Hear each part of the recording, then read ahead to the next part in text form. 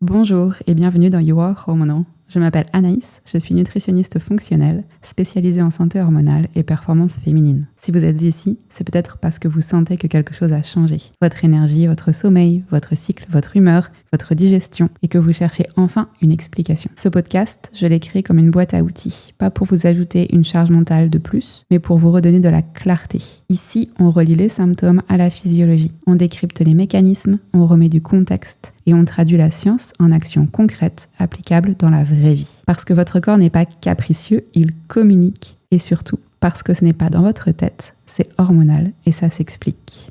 Bienvenue dans You Are Hormonal. Il y a 10 ans, je commençais à parler du sujet des perturbateurs endocriniens. Clairement, à chaque fois que j'en parlais, on levait les yeux au ciel. Aujourd'hui, le sujet sort enfin du déni en France, mais trop doucement et, à mon sens, pas assez clairement. Voici quelques chiffres rapidement qui devraient tous nous réveiller sur le sujet. En 50 ans, la concentration de spermatozoïdes chez les hommes occidentaux a chuté d'environ 50%. Un couple sur 6 connaît des difficultés à concevoir en France. À la naissance, une petite étude a montré qu'un nouveau-né porte déjà dans son sang de nombreuses substances chimiques, dont certaines sont cancérigènes ou neurotoxiques. Une femme utilise en moyenne 12 à 17 produits cosmétiques par jour, contenant chacun entre 15 et 50 ingrédients. Des études observationnelles suggèrent une association entre des niveaux élevés de BPA et un risque accru de fausse couche. Le but de cet épisode, c'est de poser les choses une fois pour toutes. Comment ces molécules imitent, bloquent ou brouillent nos signaux hormonaux. Ce que ça implique pour notre santé, avec en toile de fond la hausse de l'endométriose, des fibromes, du SOPK, des troubles thyroïdiens et l'impact très concret sur la fertilité. Mais surtout, quoi changer, comment faire des choix efficaces et réalistes et comment repérer le faux du vrai entre clean et marketing. Pour cela, j'ai l'immense plaisir d'accueillir Déborah, alias Yoko, fondatrice de Moom Skincare, une ligne de cosmétiques bio certifiée formulée sans perturbateurs endocriniens et également autrice de Vivre sans perturbateurs endocriniens. Ensemble, on va tracer les priorités actionnables et on va clarifier ce qui compte vraiment. Installez-vous, on respire. C'est parti. Déborah, bienvenue. Hello. Vas-y, je t'en prie. Je suis ravie d'être avec toi. Je suis ravie, tu es la première invitée de 2026. J'ai à cœur d'avoir vraiment des sujets qu'on va développer là cette année, qui parlent à toutes et qui sont finalement, on va dire, plus importants que ce qu'on pense dans notre quotidien. J'ai trop hâte d'avoir cette conversation avec toi. Avant toute chose, pour commencer, finalement, je vais te laisser te présenter, nous raconter qui tu es, mais aussi finalement ce qui t'a amené à faire de ce sujet des perturbateurs endocriniens ton combat. Qu'est-ce qui a été le déclic finalement pour toi? Donc, moi, c'est Déborah ou Yoko sur les réseaux sociaux. Et alors, je suis la fondatrice aussi de Moom Skincare, qui est une marque de cosmétiques certifiée sans perturbateurs endocriniens. Comme tu l'as dit, j'ai écrit un livre et ce qui m'a vraiment motivée justement à m'intéresser à tout ce qui est perturbateurs endocriniens, c'est justement mon diagnostic d'endométriose. Donc, on m'a diagnostiqué l'endométriose au moins 10 ou 15 ans après mes premières règles.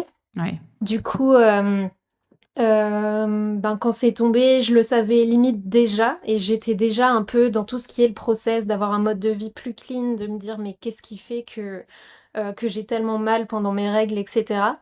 À côté de ça aussi, j'avais pas mal de copines qui tombaient enceintes ou dans la famille et cetera. J'étais déjà dans les cosmétiques bio depuis 7 ans.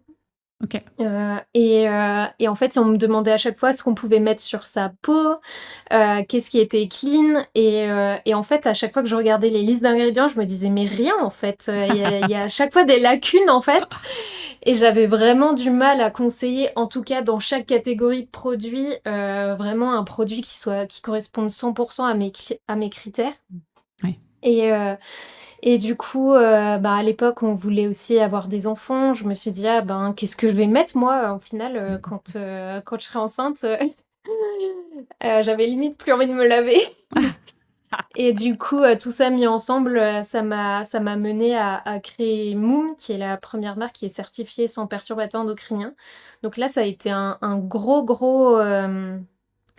bout de chemin parce que, je voulais chercher les chercheurs qui étaient capables de certifier justement l'absence de perturbateurs endocriniens. Il y avait pas grand chose qui existait. Il y avait des tests, qui étaient en réalité, pas vraiment des tests parce qu'ils barraient en fait les ingrédients des produits qu'on savait perturbateurs endocriniens, sauf qu'en fait, on en découvre tous les jours. Donc ça m'allait pas non plus. Et on verra après, mais il y en a d'origine synthétique et Mm. d'origine naturelle. Donc ça aussi, ça complique les choses parce que ça veut dire qu'il suffit pas de choisir un cosmétique bio. Il y a aussi la problématique du parfum dans les Mm. cosmétiques où vraiment on sait pas ce qu'il y a derrière et nous-mêmes, en tant que fabricants, on ne connaît pas la liste de l'ingrédient Ouais. parfum, donc ça, c'est vraiment hyper frustrant et au final, on a trouvé justement le test OEDT qui est un test qui calcule l'activité œstrogénique de la formule, donc ça, c'est vraiment génial parce que la grande majorité des perturbateurs endocriniens possèdent une activité œstrogénique. Mhm. Du coup, ça permet vraiment d'enlever les perturbateurs endocriniens connus, ceux qu'on connaît pas encore, et ceux de demain. Donc ça, c'est vraiment, un test qui est super et je trouve qu'il devrait être obligatoire au moins sur les cosmétiques bio. Je trouve que ça serait, la nouvelle façon de passer à la vitesse supérieure de faire ce test-là parce que Ouais. en plus on l'a fait sur, sur un cosmétique dans un packaging en plastique. La même formule, elle passe pas le test dans un packaging en plastique, donc rien que ça, en fait, ça montre que le packaging, il a une énorme importance, dans notre, quotidien parce que, bah, là, on parle de cosmétiques, donc on n'imagine même pas, les impacts que ça peut avoir quand ça touche nos aliments. Mais ça, on va le voir tout à Ouais. l'heure. Non, c'est un bon point ce que tu dis parce que ça, c'est aussi un sujet qui est très important pour moi quand je choisis des suppléments avec qui je travaille. On va pas avoir justement les mêmes résultats quand on teste ces suppléments sur un flacon en verre ou sur un flacon en plastique. C'est hyper important de le comprendre quand on parle du plastique. Oui, ça va, en anglais on dit leach, mais ça va fuir finalement dans les produits qu'il contient, que ce soit du coup de la cosmétique, que ce soit des suppléments ou la nourriture.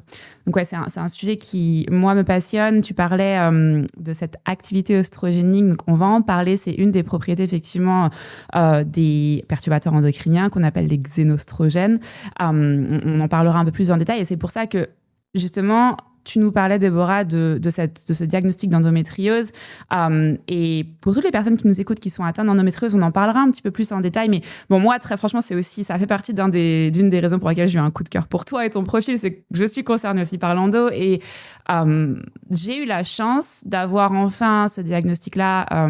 Donc pour le coup, ça dure un peu moins longtemps que toi, mais j'ai eu, malheureusement et heureusement, entre guillemets, mon travail et mon activité qui ont fait que voilà, je savais ce que j'avais et que je pouvais pousser entre guillemets les bonnes portes un peu plus vite, mais ça a quand même pris 2 ans pour quelqu'un qui peut pousser les bonnes portes. Mais quand j'ai eu finalement une experte de l'endométriose qui m'a diagnostiquée, elle me l'a dit. Elle m'a dit, dans les choses qu'il faut faire attention aux perturbateurs endocriniens. Et là, j'ai fait waouh, j'ai jamais entendu une seule de mes clientes, et je travaille avec des centaines et des centaines de femmes concernées par l'endométriose, j'ai jamais entendu une de mes clientes qui avait eu cette information. Donc c'est encore trop rare. Et effectivement, de par cette activité notamment œstrogénique des perturbateurs endocriniens, et l'endométriose étant une condition qui est ce qu'on appelle œstrogénodépendante, c'est important, c'est hyper important de faire attention à notre exposition. Donc on en parlera tout à l'heure, mais j'aime beaucoup que tu en aies parlé parce que c'est une des raisons pour lesquelles j'ai eu ce coup de cœur à la fois pour la marque et pour toi, parce qu'on est toutes deux concernées par ça, et on n'en parle pas suffisamment à mon sens, alors que c'est un point qui est primordial pour aborder Oui. l'endométriose et ses symptômes. Ouais, et puis le pire, c'est que quand tu vas voir le gynécologue, il te dit à la fois qu'il faut faire attention aux perturbateurs endocriniens, mais à la fois le seul conseil qu'il te donne, c'est la pilule, Ouais. qui concrètement répond à la définition même du perturbateur endocrinien. C'est hyper ironique Ouais. comme façon de voir les choses, du coup, quand on a ce type de maladie, parce qu'au final, on est un peu démunis, quoi. Mm. Voilà. Complètement. Ouais, complètement. Mais pour poser finalement les bases, un peu pour poser le contexte, si on peut dire ça, on parle du coup effectivement de perturbateurs endocriniens. Donc endocrinien, pourquoi on parle de ce mot-là? C'est que le système endocrinien, c'est notre réseau de communication hormonale finalement. Donc c'est vraiment, quand on parle de endocrinien, on parle de nos hormones. Okay, donc c'est pour ça que là, on a commencé à faire un petit focus notamment sur les œstrogènes. Mais ce que ça veut dire, système endocrinien, c'est ce réseau de communication hormonale, vos hormones. Une hormone, c'est comme un message chimique qui va être produit par une glande. Quand on parle de glande, ça va être par exemple la thyroïde, les ovaires, le pancréas. Et ce messager chimique qui est produit par la glande va ensuite voyager dans votre corps et va se lier à un récepteur, ce qu'on appelle une cellule cible. Donc typiquement, on va avoir la thyroïde qui va régler la dépense énergétique, l'ovulation, la thermorégulation, etc. Le cortisol qui va synchroniser la réponse au stress, influencer le sommeil. On va avoir les hormones sexuelles, notamment les oestrogènes, la progestérone, qui vont moduler le cycle, tout ce qui va être votre libido, aussi la plasticité cérébrale notamment. Donc toutes ces petites hormones, elles circulent, elles atteignent un récepteur, et il faut imaginer le récepteur un peu comme une serrure et l'hormone comme si c'était la clé. La clé rentre dans la serrure, le petit récepteur, la clé, elle active la serrure et on a un message donné en fonction de cette hormone et de ce récepteur. Quand le message il est altéré, et ça on va en parler du coup dans le cadre des perturbateurs endocriniens, cette fonction, ça va donner une fonction finalement altérée. Il faut vraiment imaginer aussi nos hormones qui fonctionnent, c'est vraiment des tout petits messagers chimiques qui fonctionnent en parfaite synergie, en parfait équilibre. Elles sont extrêmement précises et régulées, donc un déséquilibre même minime va pouvoir déclencher effectivement des dérégulations. Donc, parmi les dérégulations courantes, on va avoir l'impact sur le cycle, on parlait des hormones sexuelles, donc tout ce qui va être SPM, SOPK, endométriose, fibrome, troubles de la fertilité, endométriose, on en parlait, ça va être un point important, mais aussi les cycles en fait irréguliers, les cycles absents, ce genre de choses. On va avoir des troubles au niveau de la thyroïde, on va avoir des impacts notamment au niveau de l'insuline, des fatigues chroniques, etc., etc. Donc c'est vraiment quelque chose qui peut, c'est pas juste les oestrogènes comme on parlait tout à l'heure, mais il peut y avoir un déséquilibre sur tout un tas de systèmes ou tout un tas d'hormones.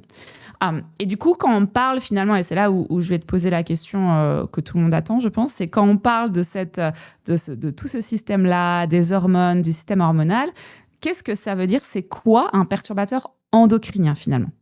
T'as très bien expliqué au final. Mais donc du coup pour, répondre un peu, en termes de définition, donc c'est un perturbateur endocrinien, c'est une substance qui va bouleverser le fonctionnement normal de notre système endocrinien et notre système endocrinien, il est responsable de notre croissance, de notre fertilité et du fonctionnement, de nos organes et en fait, comme tu l'as dit, il y a des clés, toi tu as l'image de la clé et de la serrure, mais moi j'ai l'image un peu des usines. Ouais. Du coup, j'aime bien dire souvent que, notre corps, il fonctionne avec plein d'usines différents. En fait, on est un écosystème, ça j'aime bien aussi dire et en fait, les perturbateurs endocriniens, ils viennent perturber ces usines en les arrêtant, en les emballant ou, en les ralentissant. Donc, comme tu dis, après ça a des impacts, sur, la fertilité, la thyroïde, tout ce qui est, obésité aussi. Les perturbateurs endocriniens, c'est reconnu comme obésogène, et tout ce qui est, thyroïde, même, problèmes de diabète aussi. Donc, il y a tous ces problèmes-là, en fait, on se rend pas compte à quel point les perturbateurs endocriniens, en fait, ils sont au centre de tout. Tout ce qui est, cancer et toutes les maladies, en fait, qui apparaissent, par-ci par-là, mais en même temps, il y en a partout. Ouais. Et en plus, ils sont d'origine synthétique, mais ils sont aussi d'origine naturelle. Donc ça rend aussi les choses un peu plus compliquées, même si, je suis d'accord pour dire que, les synthétiques, c'est les pires. Mais, pour, donner quelques exemples, des naturels, il y a le soja qu'on connaît très bien, la sauge, le lin et cetera. Mais, pour prendre par exemple, l'exemple du soja, pour avoir lu plein d'études sur le sujet, parce qu'à un moment donné, on me demandait vraiment de faire un post, dessus.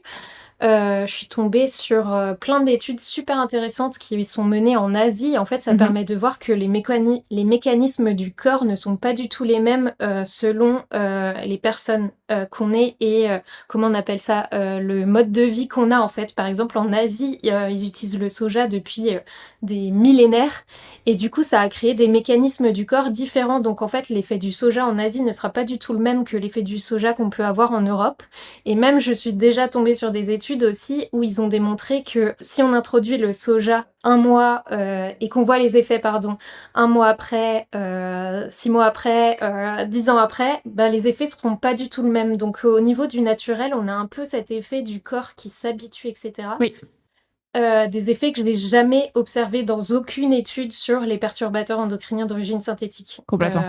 Et qui Ouais. est pas documenté du tout d'ailleurs dans tout ce qui est, synthétique. On fait que se rendre compte qu'ils sont de plus en plus dangereux ou avoir des études de plus en plus inquiétantes. Donc, Ouais. voilà, c'est pour faire un peu la distinction entre, Ouais. l'origine naturelle ou synthétique. Mais pour Ouais. autant, je dis quand même qu'il faut faire attention avec toutes les substances qui possèdent justement une interaction, avec nos hormones et qui sont d'origine naturelle parce que, ben, dans certaines pathologies comme, le SOPK, l'endométriose et cetera, ça peut avoir vraiment une incidence, sur, les règles douloureuses et cetera donc Oui. Ouais, voilà, complètement. ça Et c'est d'ailleurs, dans l'autre sens aussi, d'ailleurs, on les utilise notamment en phytothérapie. On utilise, tu vois, typiquement, tu parlais de la sauge, du lin, etc. On va les utiliser aussi à l'inverse pour justement aider sur certaines autres conditions en fonction effectivement des déséquilibres qui sont présents. Donc, c'est important aussi de resituer les phytoestrogènes naturels peuvent être extrêmement utiles dans certaines conditions. oui, À comme la l'inverse, ménopause, comme la exactement, comme ménopause. la périménopause et la ménopause. Donc, je travaille beaucoup là-dessus. À l'inverse, Mmh. chez des personnes qui sont touchées par des conditions hormonodépendantes, on va faire attention. Ce qui est génial aussi avec le côté perturbateur endocrinien naturel, c'est que la forme va énormément changer. La manière dont le corps l'utilise et les impacts que ça peut avoir. Et notamment le soja, c'est un sujet pareil. J'adore que tu en parles parce que c'est un sujet qui me passionne, que j'ai aussi beaucoup étudié. Effectivement, il y a des différences géographiques. D'ailleurs, on parle du soja, mais c'est le cas pour plein d'autres choses. Hein. On n'a pas la même tolérance digestive à certains aliments en fonction de là où on vit. Et c'est normal, le corps est très, très, très bien fait et s'adapte. Mmh. Pas à tout, mais s'adapte. En tout cas, quand c'est lent et progressif. Mais le soja, typiquement, quand on mange du soja transformé, comme on peut le manger dans les pays occidentaux, ça va avoir un impact bien plus important que si on mange un soja naturel fermenté comme du tofu, du miso, du tempeh. Donc ça, c'est important aussi, Ouais. c'est qu'il y Mmh. a une action sur la qualité aussi qui peut Oui. impacter. Oui, par exemple, l'année dernière, on a fait tout un scandale du soja, dans les cantines, Mhm. en parlant des phytoestrogènes du soja et cetera, alors qu'on a oublié que le problème principal, selon moi, c'était, les plats transformés, avant tout. Parce Exactement. que, dans la sauce soja, par exemple, il y a 100 fois moins de phytoestrogènes que, dans un steak de soja, ultra transformé et cetera. Exactement. Donc voilà. Exactement. Si on sert un petit bloc de tofu frais versus un truc transformé en mode steak végétal, c'est pas du tout la même chose. Oui. Mais Ouais. ouais, on est d'accord, on est d'accord. Et effectivement, il y a un truc que tu as dit qui m'a marqué sur le fonctionnement des perturbateurs. Tu disais, ils peuvent avoir un effet enrobant, arrêtant, et il y en a un autre que j'ai oublié. Heu Non, j'ai dit soit l'arrêter, soit l'emballer, Arrêter. soit la ralentir. Ah voilà, c'est ça. Et ça, c'est Mmh. génial parce que ça explique les mécanismes justement de comment ça marche. Parce qu'on voilà, on dit, voilà, ça a un impact sur votre système hormonal, mais finalement, là, en fait, tu as effectivement expliqué les trois, on va dire, effets, les trois mécanismes d'action de ces molécules. Et ça, c'est hyper important parce que, en fait, pour bien comprendre, il va y avoir donc ces molécules, qu'elles soient naturelles ou pas, mais ces perturbateurs, effectivement, ceux qui posent le plus de problèmes, c'est ceux qui sont fabriqués par l'humain, qui vont imiter, bloquer ou modifier l'action de nos hormones naturelles. Et si on rentre un tout petit peu dans le détail, juste pour les personnes qui sont intéressées par le côté un peu geek des perturbateurs endocriniens, mais moi, c'est un truc qui me passionne. Sur l'action numéro 1, donc le mimétisme hormonal. Donc ça, c'est exactement ce qu'on disait, notamment pour les xénostrogènes, ceux qui imitent les œstrogènes. Donc, on va avoir des molécules qui vont ressembler en fait structurellement à nos hormones naturelles. Et je parlais tout à l'heure des petits récepteurs, donc tu parlais des petites usines, c'est pareil. Ces perturbateurs, du coup, qui ressemblent à nos hormones naturelles vont se lier à nos petits récepteurs, vont déclencher un signal, alors que le corps n'en a pas forcément besoin. Et c'est là où ça peut être problématique, parce que typiquement, si on parle du BPA, par exemple, qui va mimer l'œstrogène ou ressembler à de l'œstrogène, ça va créer une activité œstrogénique inappropriée. Et dans l'exemple, on revient de l'endométriose, ou de personnes qui ont déjà des conditions qui sont liées à des excès d'œstrogène ou qui sont sensibles aux œstrogènes, ça peut, là, du coup, empirer les symptômes. C'est hyper important ce que tu as dit. J'adore cette analogie. Le mécanisme... D'ailleurs Ouais, vas-y, je t'écoute. D'ailleurs, il y a une étude qui est super intéressante sur ce sujet-là, qui a été faite, bon, c'est pas le BPA, mais c'est sur les phtalates, Ouais, où, justement, plus il y avait de phtalates, dans le sang, plus, l'endométriose était grave et ce qui est intéressant avec cette étude, c'est qu'il y a vraiment un groupe, sans endométriose qui a été testé et pour ce groupe-là, ils ont quasiment vu aucun phtalate dans le sang, voire très, très faible Et c'était intéressant de voir que justement, là, les perturbateurs endocriniens, ça prouverait que justement, on peut vraiment agir même une fois qu'on est diagnostiqué et que c'était important parce que plus l'endométriose était sévère, plus il y avait de phtalates dans le sang. Le phthalate, les phtalates, on en retrouve surtout dans les produits ménagers, dans les parfums, dans les plastiques. Donc ça montre vraiment qu'on peut agir au Ouais. quotidien pour espérer que son endométriose, elle s'emballe pas, justement. Ouais, ouais. Ouais, c'est d'ailleurs l'objectif, je pense vraiment, de ce podcast au fur et à mesure où on va le détailler, c'est de justement donner les clés et de montrer qu'en fait, il y a des pistes d'action. Et ça qui est hyper, à mon sens, puissant. À chaque fois que j'en parle, ou que j'en parlais surtout un peu plus anciennement, où on me disait, voilà, n'importe quoi, c'est souvent parce que justement, ça dérange les gens de penser qu'il n'y a pas d'option ou il n'y a pas de solution, alors qu'il y a plein de solutions, à mon sens en tout cas, on va en parler. Mais ça, effectivement, donc ça, c'est le premier mécanisme. Le mécanisme numéro 2, c'est le blocage des récepteurs, comme tu disais. Et donc là, on va avoir un perturbateur qui va remplir le récepteur, donc comme s'il y avait une clé qui bloquait la serrure, comme si elle était cassée à l'intérieur, sans l'activer. Et donc ça va empêcher finalement les hormones naturelles de se lier à ces récepteurs-là. Et ça, notamment, on va retrouver ça avec des pesticides qui vont par exemple bloquer les récepteurs des androgènes, et ça peut perturber la production de testostérone. Donc ça, c'est quelque chose qui va concerner notamment les hommes. Pas que, mais notamment les hommes. Le troisième mécanisme, c'est cette interférence. Et ça, c'est aussi important parce qu'on va avoir en fait une action du perturbateur qui va interférer avec la production ou le transport ou la dégradation des hormones. Donc en gros, il va à un moment donné de la chaîne, si on revient à l'analogie de l'usine que j'aime beaucoup, on a une chaîne d'action et le perturbateur va bloquer quelque chose ou empêcher quelque chose pendant cette chaîne d'action. Donc ça va être par exemple modifier la synthèse hormonale, donc inhiber une production. Ça va être perturber le transport des hormones ou par exemple accélérer ou ralentir la dégradation et donc travailler sur tout ce qui est détoxification, métabolisme hépatique. Et ça, c'est un cercle vicieux parce qu'on peut avoir des perturbateurs endocriniens, par exemple, qui vont interférer avec les enzymes au niveau du foie, au niveau de la détoxification hépatique, et donc ralentir, par exemple, l'élimination des œstrogènes, alors qu'on se retrouve potentiellement avec un peu trop d'œstrogènes, notamment à cause des œstrogènes mimiqués ou imités par les perturbateurs endocriniens. Et du coup, on ne peut plus les excréter. Donc, on a comme un cercle vicieux, ils s'accumulent et on ne les excrète pas parce qu'on est aussi impacté d'un point de vue détoxification. Ça, c'est plus pour le fonctionnement. Et j'ai adoré ta petite analogie, justement, qui permet vraiment de comprendre ces trois mécanismes, finalement, de manière un peu plus simple et imagée.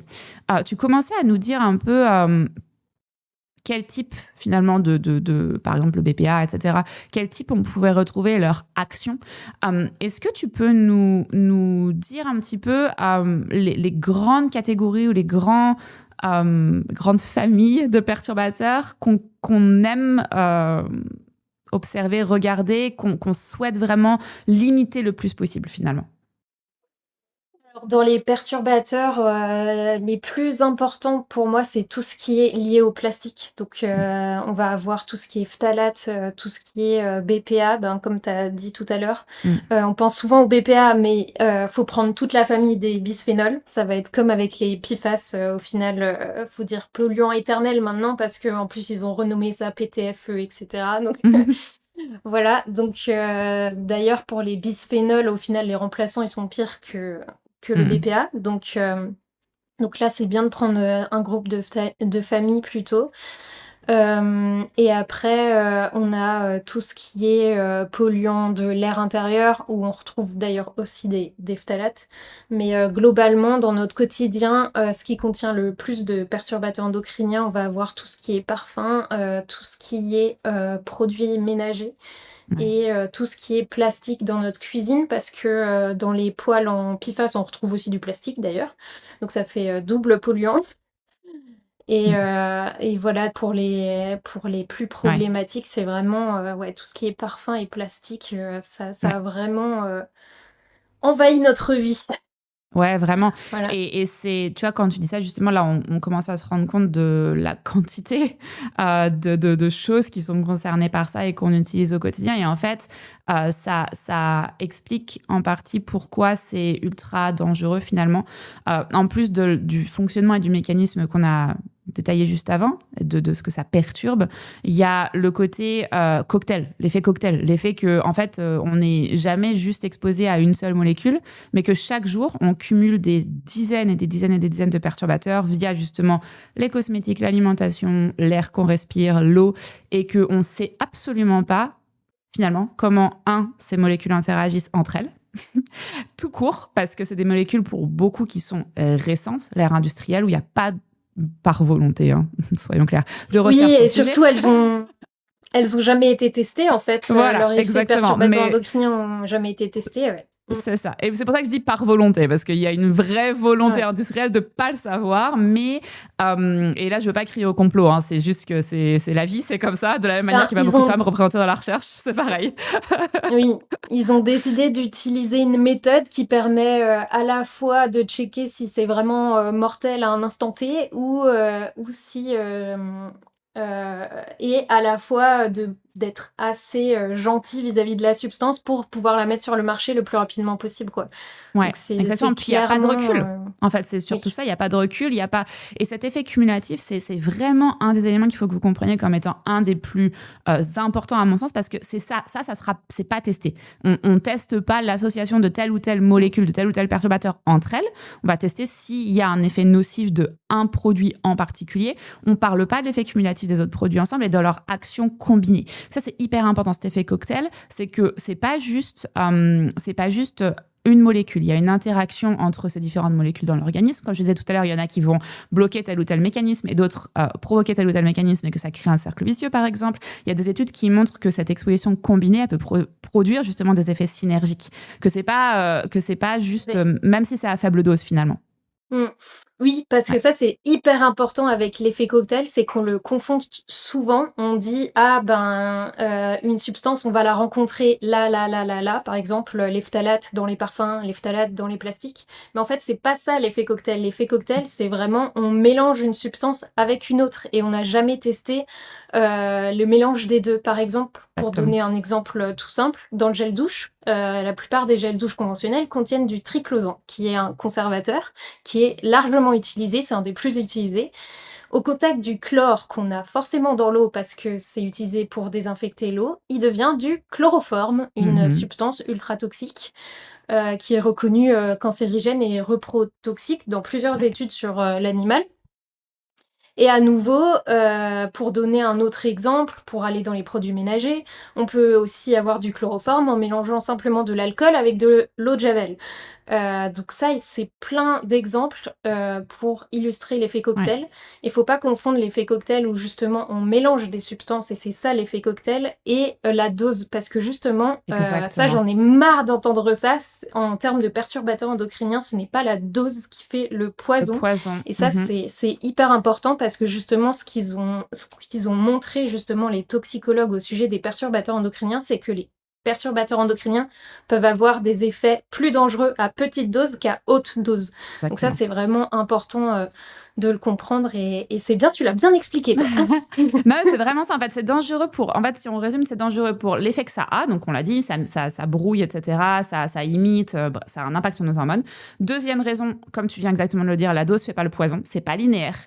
Il y a plein de perturbateurs endocriniens qui ont des courbes, ce qu'on appelle les courbes dose-réponse finalement, mais c'est pas juste effectivement voilà de plus on a de grandes doses, plus on a un effet mesurable. Ça peut être à de très faibles doses et on a cet effet cocktail. Et moi, ce que j'aime bien dire pour expliquer l'effet cocktail, c'est que en fait, c'est 1 + 1 = 5. C'est pas 1 + 1 = 2. Et c'est vraiment ça l'effet cocktail où on a une synergie et des effets synergiques qui sont montrés même à très faible dose d'ailleurs. Le dernier point, je dirais, c'est les fenêtres de vulnérabilité. Peut-être l'avant-dernier point, c'est les fenêtres de vulnérabilité. Un petit peu les phases de la vie où notre système hormonal est en grosse reconfiguration et qu'une exposition à ce moment-là, et ça fait vraiment partie de la grosse dangerosité à mon sens, en termes de critères, ce sera le 4e point, c'est qu'à ce moment-là, quand on est en phase de reconfiguration hormonale, même une exposition minime peut avoir des conséquences extrêmement importantes et durables. Ça, c'est aussi important. Donc, dans les transitions, on va avoir évidemment pendant la grossesse, la vie fœtale. parce que c'est à ce moment-là que le cerveau va se développer, qu'on a la mise en place du système reproducteur, etc. L'enfance, évidemment, surtout la petite enfance. D'ailleurs, il y a de plus en plus, là, j'ai vu en France de sujets qui sont mis sur la table de l'exposition des bébés, parce que c'est critique, entre 0 et 3 ans, et que beaucoup de personnes ne savent pas. Mais l'exposition des bébés, des enfants, c'est hallucinant. J'avais rien que d'écouter, j'avais de l'anxiété alors que je suis pas maman. Oui, oui, c'est vrai et puis en plus, alors j'ai plus les chiffres, sur les études, mais les bébés et les enfants, c'est parmi la population qui est la plus exposée aux perturbateurs endocriniens. Mais en fait, Exactement. quand on y pense, ils ont du plastique partout. Tu vas Partout. leur mettre une assiette en plastique parce que tu as peur que ça casse, tu peux leur mettre un biberon en plastique, qui garde en plus, souvent, des années. La tétine est souvent en plastique, enfin vraiment les jouets sont en Les plastique, couches. vraiment tout est en plastique. Oui, les couches quand on y pense, c'est un sac plastique avec 2 trous pour mettre les pieds, hein. Donc vraiment oui, les bébés et les enfants, c'est vraiment, ils sont super exposés et Ouais. c'est hyper important de pouvoir, changer un peu tout ça, et mettre en place, franchement à chaque fois je dis aux mamans si vous il y a un truc que vous pouvez faire pour bébé et vraiment pour l'aider, c'est avoir un biberon en verre. Hmm. Enfin, vraiment, Ouais. avoir un biberon en verre et même on peut choisir en inox, c'est très bien aussi, Ouais. mais et ça casse pas. Ouais. Ouais. Et même Donc les jouets. voilà. Il y a un truc qui est très important à comprendre dans l'exposition. On parlera tout à l'heure un petit peu de l'exposition à l'environnement, mais vu qu'on est sur chez des bébés, allons-y parce que j'avais pas prévu d'en parler. Je pense que c'est primordial. C'est les jouets et tout ce que vous utilisez, les lits. En fait, les objets qu'on achète, les meubles, vont émaner, les substances toxiques vont vraiment être au plus haut au moment où on les achète et on les déballe et on les installe. Donc, si vous achetez du seconde main, si vous achetez quelque chose qui a déjà été construit, utilisé, etc., il y a déjà beaucoup moins d'exposition. Donc, pensez à déjà, évidemment, si vous avez la possibilité d'avoir des jouets ou des meubles, etc., en bois non traité, c'est cher et difficile à trouver. Donc, pas de jugement là-dessus. Mais au moins du seconde main. Ça va énormément impacter la quantité de produits toxiques qui vont émaner de ce que vous utilisez. Et les bébés, encore une fois, sont beaucoup plus sensibles parce que dans cet âge-là, le 0 à 3 ans, c'est la maturation neurologique, c'est la croissance, effectivement. C'est hyper important de prendre ça en compte pour les bébés, effectivement. Et pour ça, moi, j'ai une petite astuce où des fois, ça permet d'avoir un déclic au quotidien. C'est vraiment de rejouer avec ses sens. Qu'est-ce que je touche? C'est dans quelle matière? Qu'est-ce que je sens? Oula, ça sent trop fort, je dois m'en éloigner, quoi. Enfin, vraiment rejouer avec un peu ses sens et se dire, bah, ce que je touche, c'est du plastique. Et vraiment, si on fait attention sur toute une journée, tout le plastique qu'on touche, c'est hyper impressionnant, en fait, quand on se prend ce petit déclic-là. Ouais. Ouais. Non, vraiment. Et puis, quand on continue sur les phases, il y a évidemment la puberté. Ça va être hyper important la puberté parce que c'est là où, effectivement, l'activation de l'axe gonadique, donc le développement des caractères sexuels va s'opérer. Évidemment, la grossesse. On a une énorme adaptation hormonale à ce moment-là, développement du fœtus, comme on le disait, et à la périménopause. Ça, on en parle très peu, mais on est très vulnérable à la périménopause. C'est d'ailleurs pour ça, et c'est à ce moment-là qu'on a beaucoup de conditions qui sont diagnostiquées, avec notamment des endométrioses qui sont diagnostiquées tardivement. Mais pendant cette phase-là, on a une instabilité hormonale et une énorme vulnérabilité, notamment au niveau de la thyroïde. Donc pendant ces phases-là, toutes ces phases qu'on a décrites, ce bruit chimique finalement de fond peut être extrêmement perturbant et peut venir désynchroniser l'axe hormonal. Donc c'est ultra important pendant ces phases-là, encore plus que le reste, j'ai envie de dire, de faire attention aux perturbateurs. Oui, et puis tu as parlé de la préménopause, mais effectivement, l'adolescence, on n'en parle pas, quoi. Alors que, il y a plein d'études qui prouvent que selon le maquillage qu'on va mettre à l'adolescence, on a des risques augmentés de cancer du sein ou justement de certaines pathologies comme l'endométriose ou le SOPK. Donc ça, c'est hyper important d'en parler aussi. Complètement. Et il y a quelque chose que j'aime bien parler aussi, c'est la période de conception, en fait. On n'en parle pas assez. Oui. C'est que, en fait, et les papas, ça compte aussi. Parce que je trouve qu'il y a beaucoup de charge mentale qui est mis justement pendant la conception, etc., sur les femmes, mais en fait, la moitié du patrimoine génétique, ça compte totalement, en fait. Du coup, En fenêtre de vulnérabilité, c'est hyper important que les hommes s'y mettent aussi parce qu'il y a des études qui ont été faites aussi sur les risques de fausses couches où, Complètement. justement, si l'homme, il est en contact avec plusieurs pesticides, ben, il y a plus de fausses couches. Donc, le rôle, des papas, il est vraiment primordial, dans cette, fenêtre de vulnérabilité, quoi. Ouais, et quand on commence à comprendre qu'il y a une grande partie des fausses couches qui sont associées à la qualité du sperme, ça enlève aussi parce que, d'ailleurs, bon, le mot fausse couche est un peu remis en question aussi, mais les interruptions de grossesse prématurées, où on va Oui. avoir cette culpabilité absolument portée uniquement par la femme. C'est à Mmh. cause de nous, c'est nous qui portons le problème, alors que quand on se rend compte et qu'on a ces informations-là, que une grande partie des interruptions de grossesse prématurées sont liées à la qualité du sperme, ça remet aussi quelque chose d'important en perspective, c'est que oui, on est deux pour la conception. C'est pas juste la moitié, c'est pas juste la faute sur la femme, c'est la moitié de la faute sur l'homme aussi. Oui, C'est c'est hyper ça. important ce que tu dis. Ça, c'est un truc qui, Mmh. j'en ai parlé aussi il y a un petit moment sur mes réseaux, mais c'est un truc qu'on retire complètement de l'image, on va dire. Voilà, c'est un sujet qui est ultra important. Tu parlais de cette fenêtre de vulnérabilité. En général, on dit au moins 3 mois. Ouais, 90 jours avant la conception, mais c'est vraiment le minimum du minimum. J'ai plutôt tendance à dire 6 mois, ouais. où on va faire Mmh. ultra attention d'un point de vue de la femme et d'un point de vue de l'homme, évidemment à ce qu'on mange, mais à ce à quoi on s'expose. La chaleur au niveau des testicules, par exemple, faire attention effectivement aux perturbateurs endocriniens. À ce moment-là, c'est ultra important. Il y a beaucoup, beaucoup d'éléments qui vont rentrer en jeu, évidemment, quand on parle de fertilité, mais cette fenêtre-là, et notamment l'exposition aux perturbateurs, pendant ces 90 jours, elle est primordiale pour la femme et pour l'homme, comme tu le disais. Merci d'en avoir parlé parce qu'on Ouais. n'en parle pas assez. Et Ouais. finalement, pour terminer un peu sur cette dangerosité et l'action que ces molécules ont, il y a un dernier point que tu as un petit peu abordé qui, à mon sens, est hyper important, c'est la persistance et l'accumulation ou la bioaccumulation, on va dire, de certains composés, et notamment, tu disais les PFAS, tout ce qui est retardateur de flamme, par exemple, qui persiste en fait à la fois dans l'organisme et dans l'environnement. Donc ça, c'est à mon sens aussi un point hyper important parce qu'on parle de ceux qu'on peut éviter, on parle des phtalates, des parabènes, qui finalement s'éliminent assez vite. Ils sont tout le temps là partout, mais ils s'éliminent assez vite. Mais il y a aussi ceux qui restent en fait, qui persistent. Et Ouais. ça, on n'en parle pas beaucoup. Et oui. D'ailleurs, bah, alors, pour commencer par le côté positif de ce que tu as dit, justement, sur les phtalates, il y a une étude qui a été faite où, justement, les femmes ont arrêté de consommer des cosmétiques consommer, utiliser. Où les femmes ont arrêté d'utiliser des cosmétiques qui contenaient des phtalates et en seulement 3 jours, il y avait 36 de phtalates en moins dans Oh les urines. waouh. Donc ça montre vraiment que chaque action compte et que Ouais, le résultat, il est immédiat en fait. C'est au bout de 3 jours, il y a déjà des résultats sur le taux de phtalate qu'on a dans les urines. Donc ça, c'est incroyable. vraiment incroyable. Donc ça, c'est une étude que j'aime bien citer pour motiver un petit peu et dire, bah, ça compte, ça marche ce que tu fais.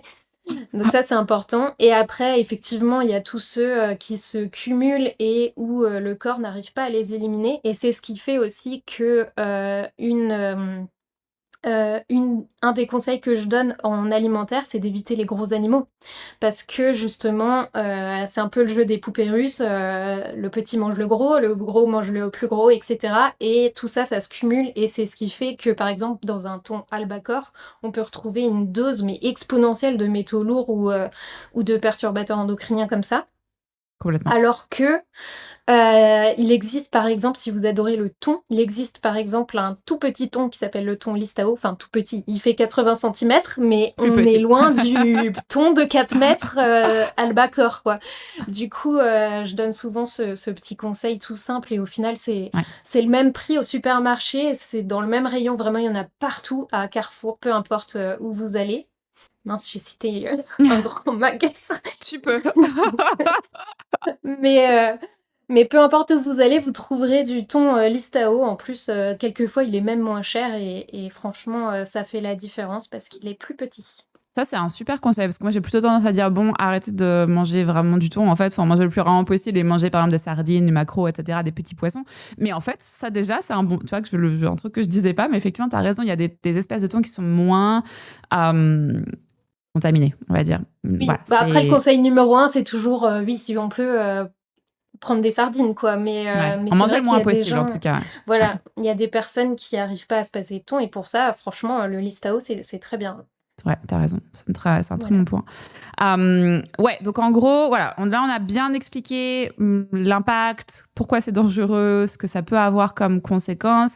Un petit peu en conclusion de cette partie-là, j'ai envie de dire aussi de garder en tête que, tu vois, on parlait des conditions gynécologiques par exemple, donc typiquement l'endométriose qu'on comprend pas trop d'un point de vue origine. On sait qu'il y a une origine notamment génétique, mais on voit aussi que ces conditions-là, elles augmentent, qu'on en voit de plus en plus. Et une des choses qui a changé, c'est notre alimentation, notre exposition aux perturbateurs endocriniens. Il y a beaucoup de liens qui sont présents, mais j'ai envie un peu aussi de dire que moi, ce qui compte toujours dans mes approches, et peu importe que le diagnostic soit là, que la maladie disparaîtra pas ou que la condition disparaîtra pas, on peut agir sur ces symptômes. C'est ce que tu disais tout à l'heure. Et justement, avec les actions qu'on va pouvoir détailler, on peut avoir une amélioration des symptômes, voire une absence de symptômes, mieux vivre avec sa maladie ou sa condition. Mais il faut aussi comprendre que les perturbateurs endocriniens, ils induisent des modifications qu'on appelle épigénétiques. L'épigénétique, c'est quelque chose qui est extrêmement puissant quand on le comprend, c'est que on a le pool génétique, c'est une chose. Ça, vous le choisissez pas, c'est ce qu'on vous donne à la naissance. Mais par contre, derrière, on a la capacité d'activer ou pas ces gènes. Ce qu'on appelle l'épigénétique, c'est l'environnement, les choses qu'on fait au quotidien qui vont impacter finalement notre génétique et activer ou désactiver, activer plutôt et activer ou pas ces gènes. Et ça, c'est très important parce que quand on comprend ça, on sait que moins, par exemple, on a d'exposition, même si on a une prédisposition génétique à quelque chose, le fait de moins s'exposer à ces perturbateurs, on va potentiellement permettre de ne pas avoir un déclenchement de ces conditions-là. Donc ça, c'est aussi important. Ça donne un peu d'espoir aussi, mais ça donne aussi un peu plus de contexte sur le pourquoi c'est important, pas juste une fois que les choses sont déclarées pour nous-mêmes, par exemple. Vous avez une condition, vous savez qu'il faut faire attention, mais aussi pour, typiquement, quand vous voulez avoir des enfants ou vous ayez déjà des enfants où vous n'avez pas justement de conditions encore déclarées, de faire très attention parce que justement, ça peut permettre de ne pas avoir certaines complications, certaines conditions qui se déclenchent ou qui se déclarent. Ça donne Ouais, un c'est petit peu de super, ouais, motivation. c'est super important ce que tu dis parce qu'en fait, on a tendance à s'intéresser beaucoup aux gènes et en fait, dans les pathologies, même cancer, etc., c'est responsable que de quelques pourcentages en fait. Bon, sauf pour certains cancers où vraiment ça a été démontré que on a plus de risque de l'avoir Mhm. si les grands-mères l'ont, etc., avec des gènes bien spécifiques. Mais sinon, les études, généralement, elles montrent que 90% de ce qui va t'arriver dans la vie, ça va dépendre de ce que tu fais, en fait. Ouais. Du coup, tout ce qui va compter, c'est l'environnement, etc. Et ça a vraiment un immense rôle à jouer parce que même si on a un gène, justement, qui est prédisposé au cancer, il y a quand même plus de la moitié des gens qui arrivent à passer au travers en ayant ce gène-là et en mettant en place justement plein de choses qui vont permettre de passer au travers. Donc ça, c'est important de le dire qu'on est un peu acteur de notre vie et non, il n'y a pas une épée de Damoclès au-dessus de notre tête en mode je vais arriver direct à l'étape cancer, je suis Ouais, prédisposée à ça, etc. Et ça, je trouve que c'est un super levier parce qu'au final, ça nous donne le pouvoir. Alors que 100%. ouais, en disant que c'est que les gènes qui sont responsables, Ouais. on perd le pouvoir totalement, quoi. Mm. Ouais, 100%. Et puis, je trouve aussi, il y a beaucoup de mamans qui nous écoutent ou de futures mamans d'ailleurs. Et je pense que c'est aussi important pour ça parce que on a aussi un pouvoir, entre guillemets, transgénérationnel. C'est important de savoir que ce qu'on met en place dans notre vie au quotidien peut impacter nos enfants, mais aussi nos proches. Le cas, je parlais tout à l'heure de la puberté, mais on voit de plus en plus, j'avais fait un réel d'ailleurs, je crois, sur le sujet, mais de puberté précoce. Et ça, c'est associé. Les petites filles qui sont exposées massivement, notamment aux phtalates, aux parabènes, voient leurs règles arriver de plus en plus tôt, parfois dès 8-9 Mm. ans. Et ça va augmenter notamment le risque de troubles métaboliques, l'obésité, diabète de type 2, etc., cancer, hormonodépendance, c'est pour ça que je rebondis, à l'âge adulte. Et tous ces éléments-là, ils sont importants à avoir en tête, pas parce qu'on veut avoir peur et vivre dans la peur, mais parce que justement, on peut avoir des moyens d'action. Donc, on va les détailler un petit peu. J'aimerais qu'on commence par la cosmétique. Tu en as parlé un petit peu justement, mais c'est ton sujet de prédilection. C'est un sujet qui est primordial. On parle des perturbateurs endocriniens aussi et beaucoup chez les femmes parce que nous sommes les plus touchés, que ça soit faut quand même se l'avouer, par le côté sexiste de la chose, que ça, voilà, on est plus sujette à ça parce que on se maquille, parce que les normes sociétales font que on doit ressembler à une espèce de norme ou d'idéal, parce que si on fait plus le ménage, ça Et oui, m'irrite de le dire, mais malheureusement, c'est encore le cas. Donc, oui. on est vraiment extrêmement Mm. exposé. Et un des leviers numéro un, on parlait tout à l'heure du nombre de cosmétiques en moyenne qu'on utilise. Voilà, ça fait peur. Mais on est très exposé par ça. Et c'est vraiment un des leviers, la cosmétique, qu'on peut mettre en place. Donc, j'aimerais que tu me dises, en fait, j'aimerais qu'on parle de ce à quoi il faut faire attention dans les produits. Quels sont un peu les red flags, l'espèce de, parce qu'on parle beaucoup de marketing, de greenwashing.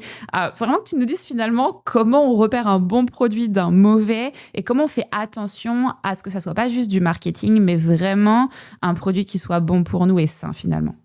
Alors, déjà, ce qui compte le plus quand on choisit un cosmétique, pour moi, c'est de le prendre bio. Mm. Donc là, pour ça, on peut juste retourner le packaging. Il est même pas forcément labellisé Cosmos organique ou quoi, même si c'est plus facile. Mais on peut voir les pourcentages bio et les pourcentages naturels. Ouais. Donc le pourcentage naturel, faut minimum 95%. Si sur un packaging, il y a écrit moins de 95%, on passe notre chemin. Après, il y a certains cas spécifiques comme les vernis, mais on en parlera après. Mm. Mais voilà, 95% pour le naturel, c'est un grand minimum. 98, c'est mieux. Ouais.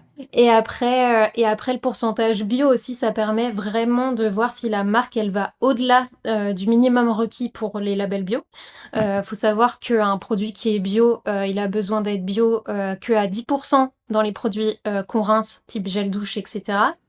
Et à 20% pour les produits qu'on rince pas. Donc ça veut dire que quand vous avez un produit qui est labellisé bio, il n'est pas 100% bio. Il est, 20%. Waouh. voilà, maximum 20% bio. Donc là, ça permet vraiment de voir si la plupart du temps, il y a écrit 20,01, 20,03. Voilà, donc ça permet de voir si les marques, elles ont fait juste le minimum requis pour avoir le label ou si vraiment elles vont au-delà. Donc là, si on a un pourcentage qui va à 40% ou enfin tout ce qui est au-delà de 30%, franchement, on voit que la marque, elle commence vraiment à faire un effort. Et après, l'autre point qui est important pour moi, c'est tout ce qui est parfum. Donc Ouais. Ouais. là, Ouais. si on peut déjà voir ce pourcentage-là, et après si on voit qu'il y a l'ingrédient parfum, moi je passe mon chemin si c'est un produit qui est pas labellisé. En plus, ce qui est super avec les labels, c'est que maintenant ils se sont mis d'accord, enfin il y en a quelques-uns qui se sont mis d'accord pour écrire Cosmos en dessous. Donc là, il y aura écrit Cosmos organique ou Cosmos natural si c'est naturel. Parce qu'il y a une différence aussi entre les labels. Il y a un label naturel et il y a un label bio, mais ils se ressemblent complètement. Donc si on veut Ok. choisir du bio, faut chercher organique. Et sans parfum. Donc sans parfum, ce qui est important, c'est que moi je conseille, s'il y a du parfum, alors soit il y a écrit parfum ou arôme, c'est la même merde. Les deux, Ouais. c'est pareil. Parfum ou arôme, c'est pareil. Des fois, il y a BHT aussi, qui est en réalité du parfum aussi, mais c'est plus rare. Donc vraiment, parfum ou arôme. S'il est labellisé bio, donc soit Cosmos organique, soit Cosmos natural, ça enlève déjà 1500 substances qui sont interdites dans les parfums en bio. Donc ça va encore, même si moi je préfère sans parfum tout court. Donc dans l'ordre pour les parfums, c'est d'abord d'avoir un produit sans parfum, sans arôme.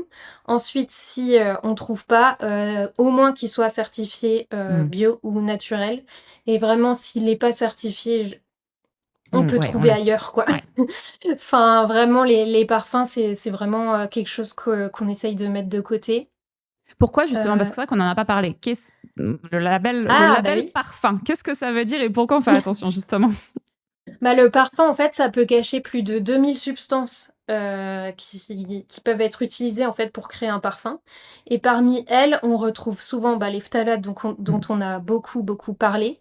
Pourquoi? Parce que en fait, ça permet au parfum de rester sur la peau. Donc c'est ce qui va faire justement que l'odeur elle reste et que l'odeur est entêtante, insupportable. Insupportable.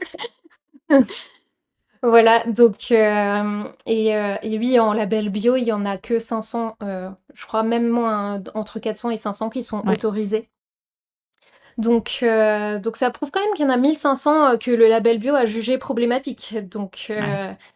donc voilà, ça permet quand même, de se débarrasser de certaines Et et parfum naturel, est-ce que c'est quelque chose qui est OK? Est-ce qu'on peut se fier à parfum naturel? oui, alors ça, c'est pour moi, ça rentre dans les techniques, de greenwashing. En tout Ouais, cas, si, la marque n'est pas labellisée, franchement, on peut passer son chemin parce que je le disais, même nous, en tant que fabricant, on n'a pas la liste, ouais, du parfum et là, franchement, on ça se veut rien dire. retrouve, ouais, on se retrouve comme, dans certains pays où on te dit, «Tu veux que j'écrive 100 coton sur ton t-shirt?» Il y a pas de souci. Ben, c'est 100 naturel, il y a pas de Ouais, souci. Enfin vraiment, le parfumeur, il va te dire, «Il y a pas de souci, c'est naturel», alors qu'en final, tu as aucune preuve que ça ouais, l'est parce qu'il y ouais, a le secret, comment on appelle ça? Le secret, artistique ouais. de la formule, donc qui protège les parfumeurs. Ça, je déteste parce que quand on y pense, on a tous une recette secrète, c'est le cas des biscuits, c'est le cas de enfin même moi, hein, moi je mets, la liste d'ingrédients sur mon packaging, tout le monde peut le refaire, le cosmétique Ouais. Moom quoi et donc ça les arrange bien parce qu'au final, il y a plein de substances, problématiques dans leurs parfums, Ouais. donc trop facile, Ah, le parfum, c'est un donc gros voilà. sujet, hein. Moi, je suis devenue, voilà, très catégorique sur le sujet aussi. Pas de parfum. D'ailleurs, c'est fou parce que le jour où... Alors là, je parle pas de parfum dans les cosmétiques, mais pas de parfum tout court. J'ai arrêté aussi les parfums. C'est un sujet qui est très français. J'ai une grosse difficulté sur ce sujet-là avec les personnes à qui je parle, que ce soit sur les réseaux ou avec mes clientes, qui ont énormément de mal de se dire j'arrête d'utiliser du parfum. C'est beaucoup moins problématique ici aux États-Unis parce qu'on en utilise beaucoup moins. C'est vraiment quelque chose qui est utilisé pour les occasions, voilà, quand on sort. C'est pas quelque chose qu'on met tous les jours. En France, c'est complètement normal d'en mettre tous les jours pour beaucoup de personnes. Donc c'est un vrai sujet. Oui Moi, et quand les Français vont en Asie, les Asies, les Asi les les Asiatiques, Asiatiques. détestent, Ah non, croiser horrible. justement les Européens qui puent le parfum. C'est Horrible. Et pas dans d'ailleurs, leur culture. si on va au Japon, dans les restaurants, c'est interdit dans beaucoup de restaurants parce que ça perturbe déjà les autres personnes, mais aussi d'un point de vue goût, olfactif, etc. Mais moi, ça m'a choquée parce que justement, j'ai arrêté les parfums depuis plusieurs années et quand j'étais au Japon, justement, il y a quelques mois, donc tout se passe très bien. Et quand tu vois le touriste passer de base, tu sais, avec son parfum, mais c'est choquant parce qu'on n'a tellement pas d'odeur justement que les Asiatiques ne le font pas, ça devient choquant, alors que c'est la Ouais. norme chez nous et qu'on se pose pas la question. Mais Mmh. c'est un vrai, vrai, vrai sujet, les parfums. Faites hyper attention. Là, on parle des cosmétiques, mais c'est pas que le cas des cosmétiques d'ailleurs. J'ai eu beaucoup, beaucoup de backlash sur le sujet, beaucoup de personnes qui me sont un peu rentrées dedans, alors que là, pour le coup, c'est quelque chose qui est plus que prouvé, c'est un vrai sujet de santé. On parle pas juste d'une odeur sympa, ça va être présent. Donc, quand on voit le mot parfum, le mot fragrance, le mot arôme, exactement comme tu disais, ce sont des mélanges qui sont opaques. Il n'y a pas de réglementation, entre guillemets, pour détailler la composition. Comme tu le disais, ce fameux secret de fabrication. Et ces parfums, du coup, sont voilà, très souvent avec des phtalates, comme tu le disais, mais aussi ce qu'on appelle les muscs synthétiques ou les muscs et des solvants. Il y a beaucoup de solvants aussi à l'intérieur. Et le problème, c'est qu'on le met sur un de nos organes, la peau, où on va avoir une absorption importante.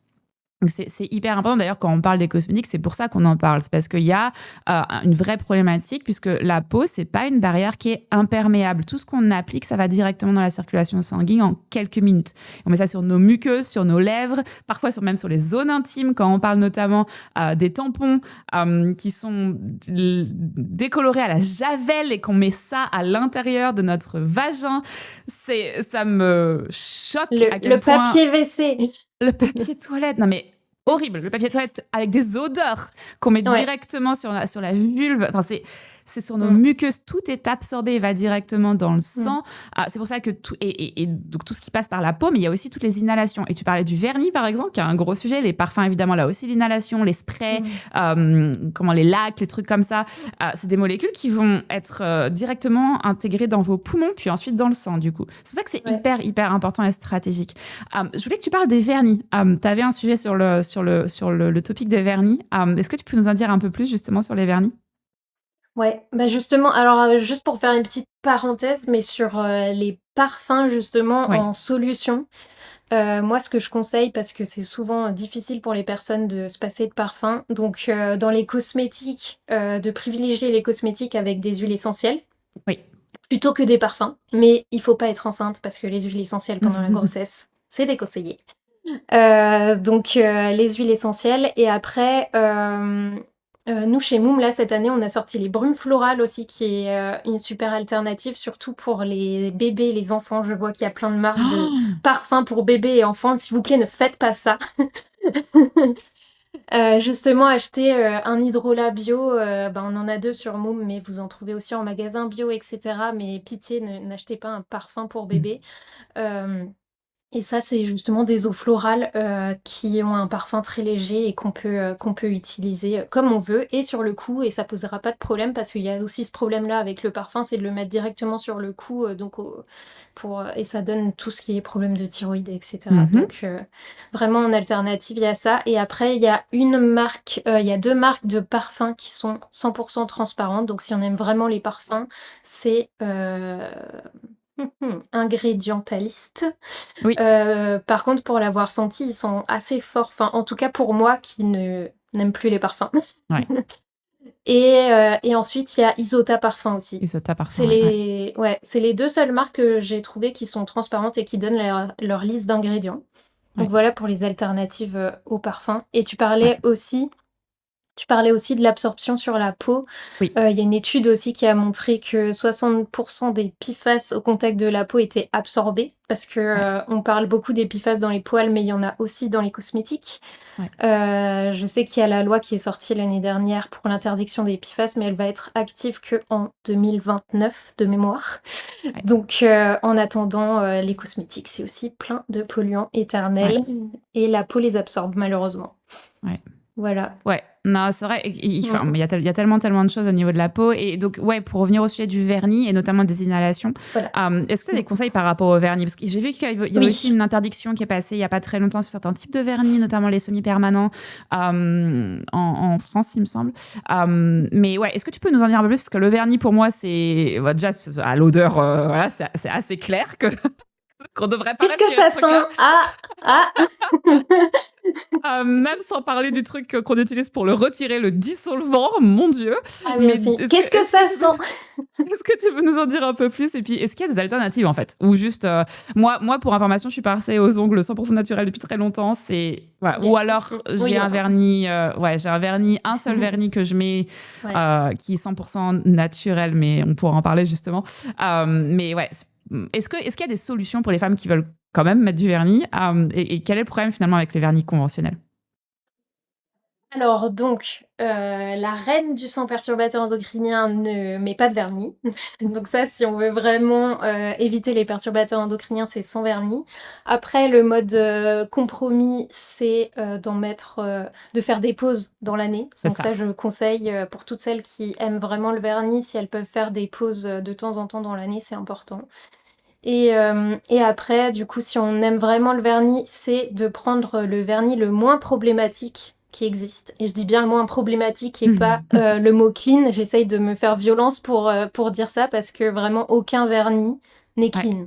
Faut savoir que vraiment c'est un produit, déjà de base, je ne sais pas si vous connaissez l'historique du vernis, Pas du tout. mais de base c'est de la peinture de voiture.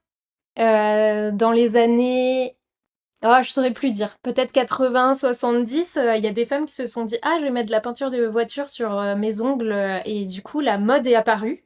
Donc tout le monde a mis de la peinture de voiture sur ses ongles. Heureusement, depuis, on a fait autre chose que de la peinture de voiture, qui est quand même 100 fois plus problématique. Mais Mais de base, c'est de la peinture de voiture et il faut se dire aussi, avec un minimum de logique, Oui. pour qu'une peinture tienne sur nos ongles pendant des jours et des jours, Ouais. bah, forcément il faut plein de plastifiants et cetera donc Oui, c'est pas de l'aquarelle, voilà. quoi. Voilà, c'est ça part pas à l'eau.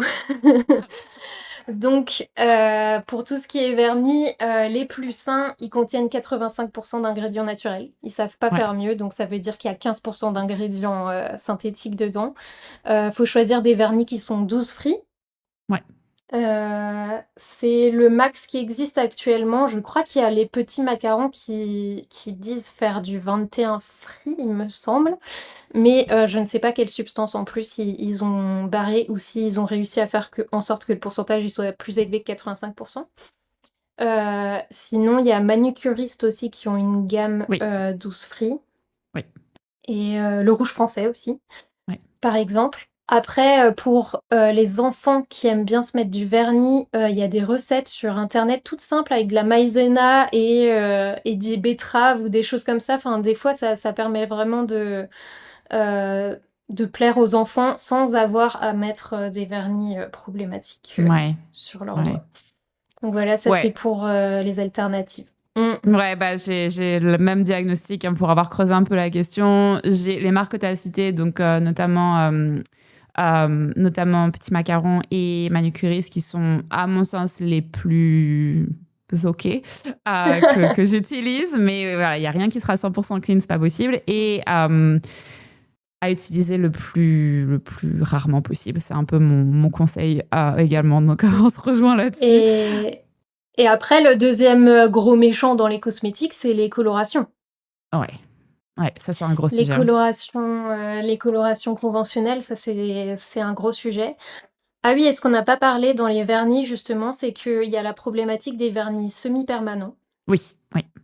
Et ça, faut savoir que les lampes UV, ça a été démontré, ça peut donner, justement, ça augmente les risques de cancer de la peau, parce que, Ouais. ben, personne se met de la crème solaire sur les ongles avant de se mettre une lampe UV, dessus.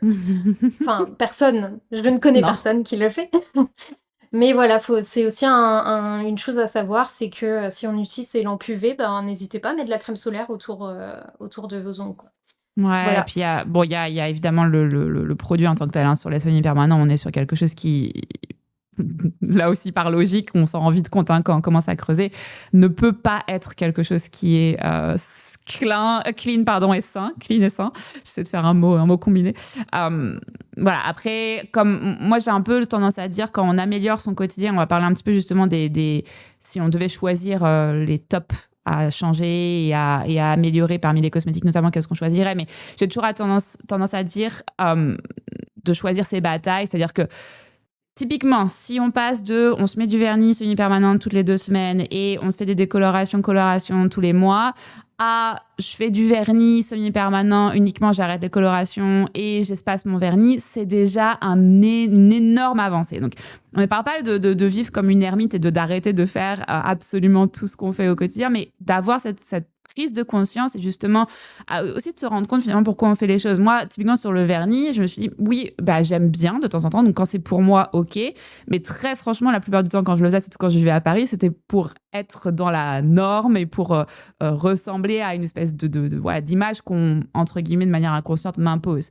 Et quand on réfléchit aussi à ça, on se dit, est-ce que j'ai vraiment envie de faire ça? Est-ce que j'ai vraiment envie d'avoir des mèches? Est-ce que j'ai voilà, il y a des vrais sujets comme ça qu'on commence à creuser quand on s'intéresse à ces thématiques, et je pense que c'est important de replacer justement le contexte. C'est quoi la priorité? Si on devait aujourd'hui résumer, notamment dans la cosmétique, quand on parlait du coup des parfums, du vernis, des produits pour la peau, qu'est-ce qui serait finalement ton top, j'ai envie de dire 3 ou 5 des choses à switcher en priorité, les premiers produits du quotidien qu'il faudrait changer absolument selon toi? OK, alors, déjà, il y a quelque chose qui est super important pour moi et tu l'as bien dit là, mais, en fait, ce qui est bien ou pas bien, mais dans notre malheur, on a le choix. C'est-à-dire qu'il y a tellement de perturbateurs endocriniens qu'on peut éviter qu'au final, si on veut en garder un, enfin, c'est tombe bien, il y en a plein d'autres qu'on peut enlever de notre quotidien. Donc Exactement. là, de toute façon, c'est bien de se dire qu'on pourra pas tout faire et moi je ne fais pas tout non plus. mais que chaque action compte et de pas non plus, être hyper contrôle fric et se dire: «Ah mince, là j'ai fait ça», d'en avoir la boule au ventre ou quoi, de toute façon, on fait tous ce qu'on peut, quoi. Du coup, mais c'est bien de dire quand même, les plus importants, comme ça on est bien fiers quand on quand on fait pas, justement ce qui nous expose le plus et ça nous Ouais, permet aussi de faire des petits écarts à côté et cetera.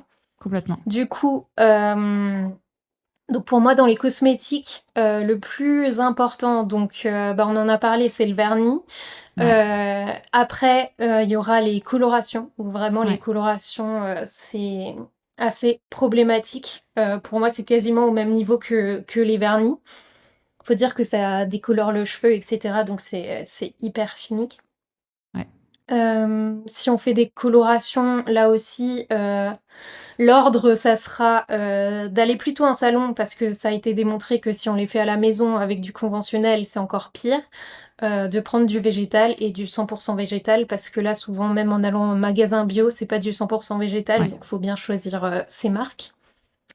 Il y a Connivence Lab, par exemple, qui font, du Oui, 100 végétal, qui est très bien, que j'ai essayé. ouais. Connivence Voilà, Lab, ils pour sont inst vraiment top sur ce et je trouve que c'est assez innovant parce qu'on n'en parle pas beaucoup là non plus des vraies colorations qui sont naturelles, pour avoir commencé à travailler avec la marque aussi. Très, très beau projet d'ailleurs, mais aussi, ouais, super produit. Ouais. mmh. Voilà et après, ben, on en a parlé, tout ce qui est parfum, donc surtout les parfums qu'on met sur soi, donc là, au moins ah oui, on n'a pas dit cette éventualité, mais pour, ceux qui veulent vraiment pas changer de parfum, le mettre sur les vêtements. Ça, c'est vraiment, Et le pas le dernier, dernier, respirer. dernier. Le moment où Voilà. vous mettez le spray, faites-le loin de vous si vous voulez mettre sur vos Oui, vêtements pour éviter la première inhalation qui est vraiment fortement, fortement dosée pour le coup. acheter un tuba, un masque.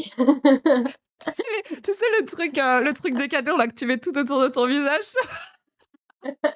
Les combinaisons d'amiante, tu sais? Faut vraiment vouloir Donc son parfum. voilà, c'est Ok, ça. trop bien. Écoute, c'est génial parce que j'ai un top 3 complètement différent. Donc j'adore parce que ça va Ah, combiner nos. Ouais, ça va OK. combiner nos. En fait, toi, ce que j'adore, c'est que tu as vu cette approche du plus toxique. Et c'est vrai que moi, je voyais pas ça. Je voyais plutôt qu'est-ce que j'utilise tous les jours. Donc vous allez avoir Ah, le OK. deux top 3. Vous avez le top 3 des plus toxiques. Et ça, c'est vrai que si on peut éliminer cela, je trouve que c'est effectivement. En fait, je pense que moi, j'oublie un peu ce truc-là parce que je les ai éliminés il y a tellement longtemps que voilà, ça devient Oui. quasiment un non-sujet. Mmh. Mais c'est un vrai sujet.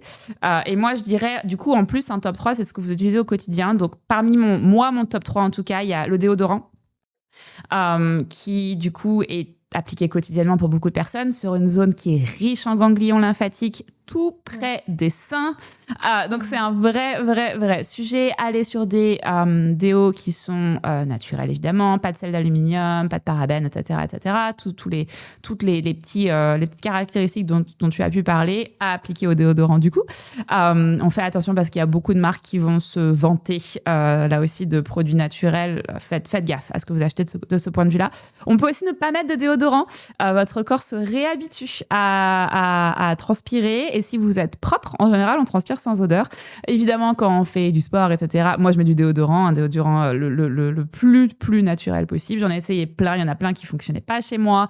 Il faut pas lâcher l'affaire. Franchement, voilà, quand vous trouvez ce qui vous correspond, c'est génial parce que vous continuez à transpirer. L'objectif, c'est pas d'avoir un antitranspirant, justement, mais on peut bloquer, entre guillemets, les effets secondaires odorants. Et laisser le temps aussi, hein, parce que, vraiment, Exactement. il faut que le corps, il se réhabitue. Parce qu'avec le déodorant, il y a l'effet justement qu'on retrouve avec l'aluminium et cetera, Oui, où, justement, il y a cet effet où vraiment notre corps ne transpire plus du tout à cause des antitranspirants. Donc faut vraiment, la période de transition, c'est minimum 3 semaines. Donc, ouais, préparez-vous, vous allez ouais. puer pendant 3 semaines. Ouais, moi, ça a pris un peu de temps, puis même de pas trouver, tu vois, la bonne composition, le bon produit qui fonctionnait chez moi, etc. Donc, ça prend du temps, Mmh. faut avoir la volonté. Moi, ma petite Mmh. technique, c'était tout simplement d'avoir des lingettes clean, compostables. C'est pas ouf les lingettes en termes de déchets, ça on est d'accord. Mais c'était mon moyen pendant cette phase de transition qui m'a vraiment aidée parce que du coup, voilà, dès qu'on sent qu'on transpire, hop, on nettoie et en général, il n'y a pas d'odeur. Du coup, on laisse transpirer et c'est clean, donc il n'y a pas d'odeur. Complètement.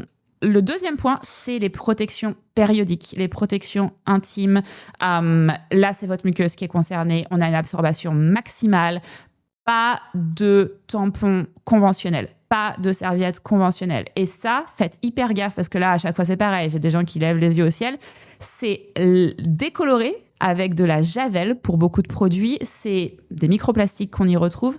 Prenez du 100% coton, prenez des produits qui n'ont pas été traités chimiquement pour être blancs. Faites attention à la composition. Si vous avez de l'endométriose, très franchement, retirez les tampons tout court. On passe sur des serviettes ou sur des culottes de règles. Là aussi, faites attention à la composition de vos culottes de règles parce que ça a été un gros boom et c'est devenu à la mode. Et si on a des culottes qui sont bourrées de plastique, c'est pas forcément mieux. Donc faites attention aussi à ce que vous mettez sur vos sous-vêtements, que ce soit pour les culottes de règles ou les culottes tout court. On parle pas des vêtements, mais les vêtements aussi sont une grosse source de perturbateurs endocriniens et de pollution.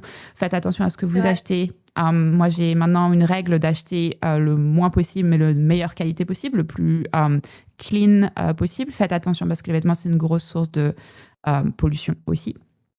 Mais du coup, là, tu donnes des conseils pour toute la vie, là, parce que moi, je me suis concentrée sur les cosmétiques. Non, mais t'as raison. Là, je diverge parce que ça, tu vois, quand je parle des culottes menstruelles, là, ça m'y fait penser. Et mon troisième point, c'est évidemment tout ce que tu as dit avant, mais là, c'est la cosmétique en tant que telle, ce qu'on entend par la cosmétique, mais ce qu'on met sur notre visage, en gros, parce que moi, c'est ce que je mets tous les jours. Donc là, pour le coup, c'est que ça soit la crème solaire, que ça soit tous les trucs que je sais que je vais mettre sur mon visage. Là, je fais extrêmement attention, même plus que le gel douche, même si je fais gaffe au gel douche et au shampoing, mais c'est vraiment quelque chose que je mets absolument tous les jours, donc je fais attention à ça, c'est mon troisième point. Je dirais que le dernier sujet, tu en as parlé il y a pas longtemps, et ça c'est le point bonus, c'est le dentifrice. Là, le dentifrice, il y a beaucoup à en dire. Je sais pas si tu veux faire une petite aparté rapide, mais... Ouais. Il y a le maquillage aussi, oui, qui le maquillage contient énormément, et là c'est souvent difficile de trouver des versions clean pour le maquillage. Et le dentifrice, effectivement, donc là, il y a le souci, aïe, qu'est-ce que j'ai pas dit? Le fluor où il y a, je crois que c'est l'ANSES, justement, qui propose de le répertorier comme perturbateur endocrinien, justement. Et là, j'étais super contente parce que mon post qui est sorti, j'en ai sorti un pareil l'année dernière, c'était horrible, j'avais plein de haters et tout, j'avais que des commentaires négatifs et tout. Et là, cette année, c'est vraiment la première année où je sors un sujet sur le fluor et j'ai des dentistes qui viennent me dire « Vous avez raison ». Génial. Genre vraiment, là, j'ai vu un game changer sur le fluor. J'ai eu...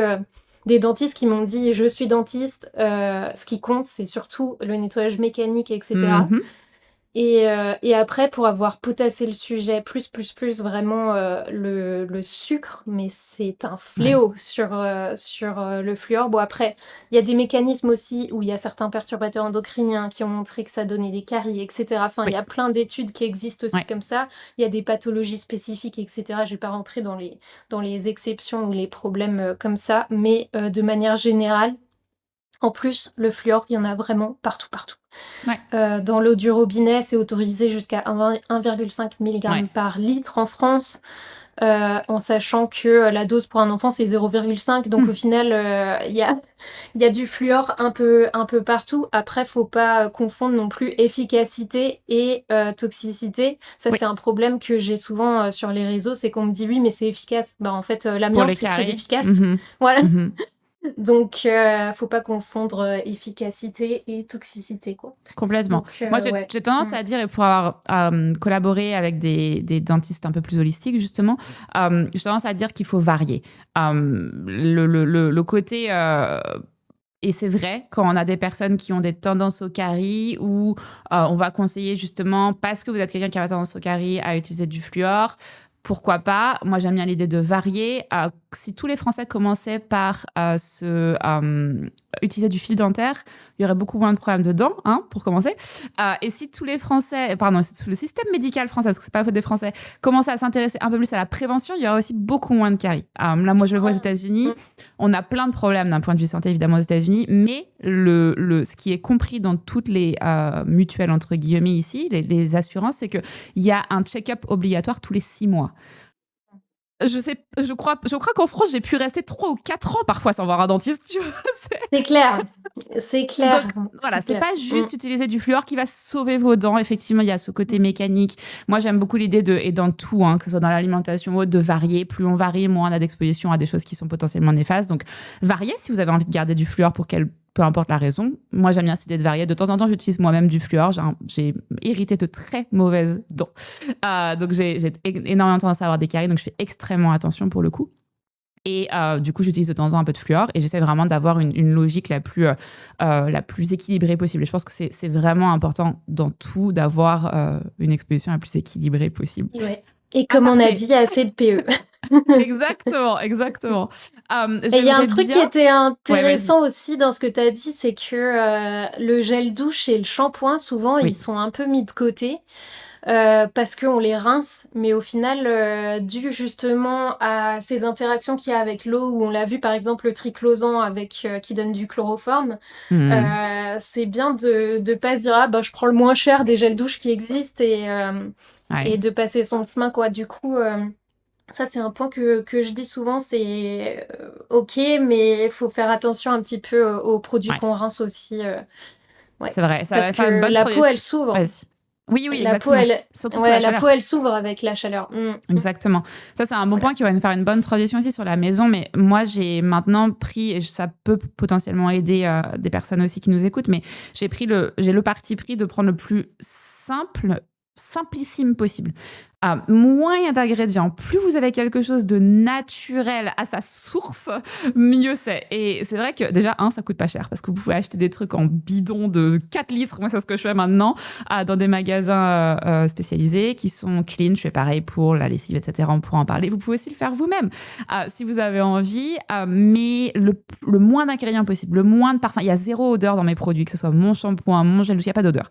Il n'y a pas de parfum. Le truc le plus simple possible, c'est aussi souvent le moins cher possible. Donc quand j'ai beaucoup de personnes qui peuvent me dire bah oui mais ça coûte cher, et c'est vrai de tout remplacer, ça peut être un bon point. Mais finalement sur la après ouais, vas-y. Ouais, sur le principe du le moins d'ingrédients possible pour que ce soit sain et tout ça, j'ai souvent un oui mais parce qu'en fait il y a beaucoup de marques qui l'utilisent aussi en greenwashing et du coup pour certaines marques tu peux avoir 3 ingrédients. Et les 3 ingrédients, c'est du pétrole. Du coup, des fois, ça induit un peu en erreur. Et c'est vrai que des fois, j'ai des personnes qui me disent ah, tu penses quoi de ça? La liste, elle est super courte. Ouais, mais la liste, elle est super courte, mais elle est super courte avec 3 ingrédients qui craignent. Du coup, c'est un peu traître des fois, même si dans la plupart du temps, on trouve quand même des ingrédients qui sont plutôt cool dans les formules minimalistes. Mais ça, j'aime bien comparer, c'est pas parce que t'es avec 3 personnes dans une pièce qu'il n'y a pas un tueur en série dans le lot, quoi.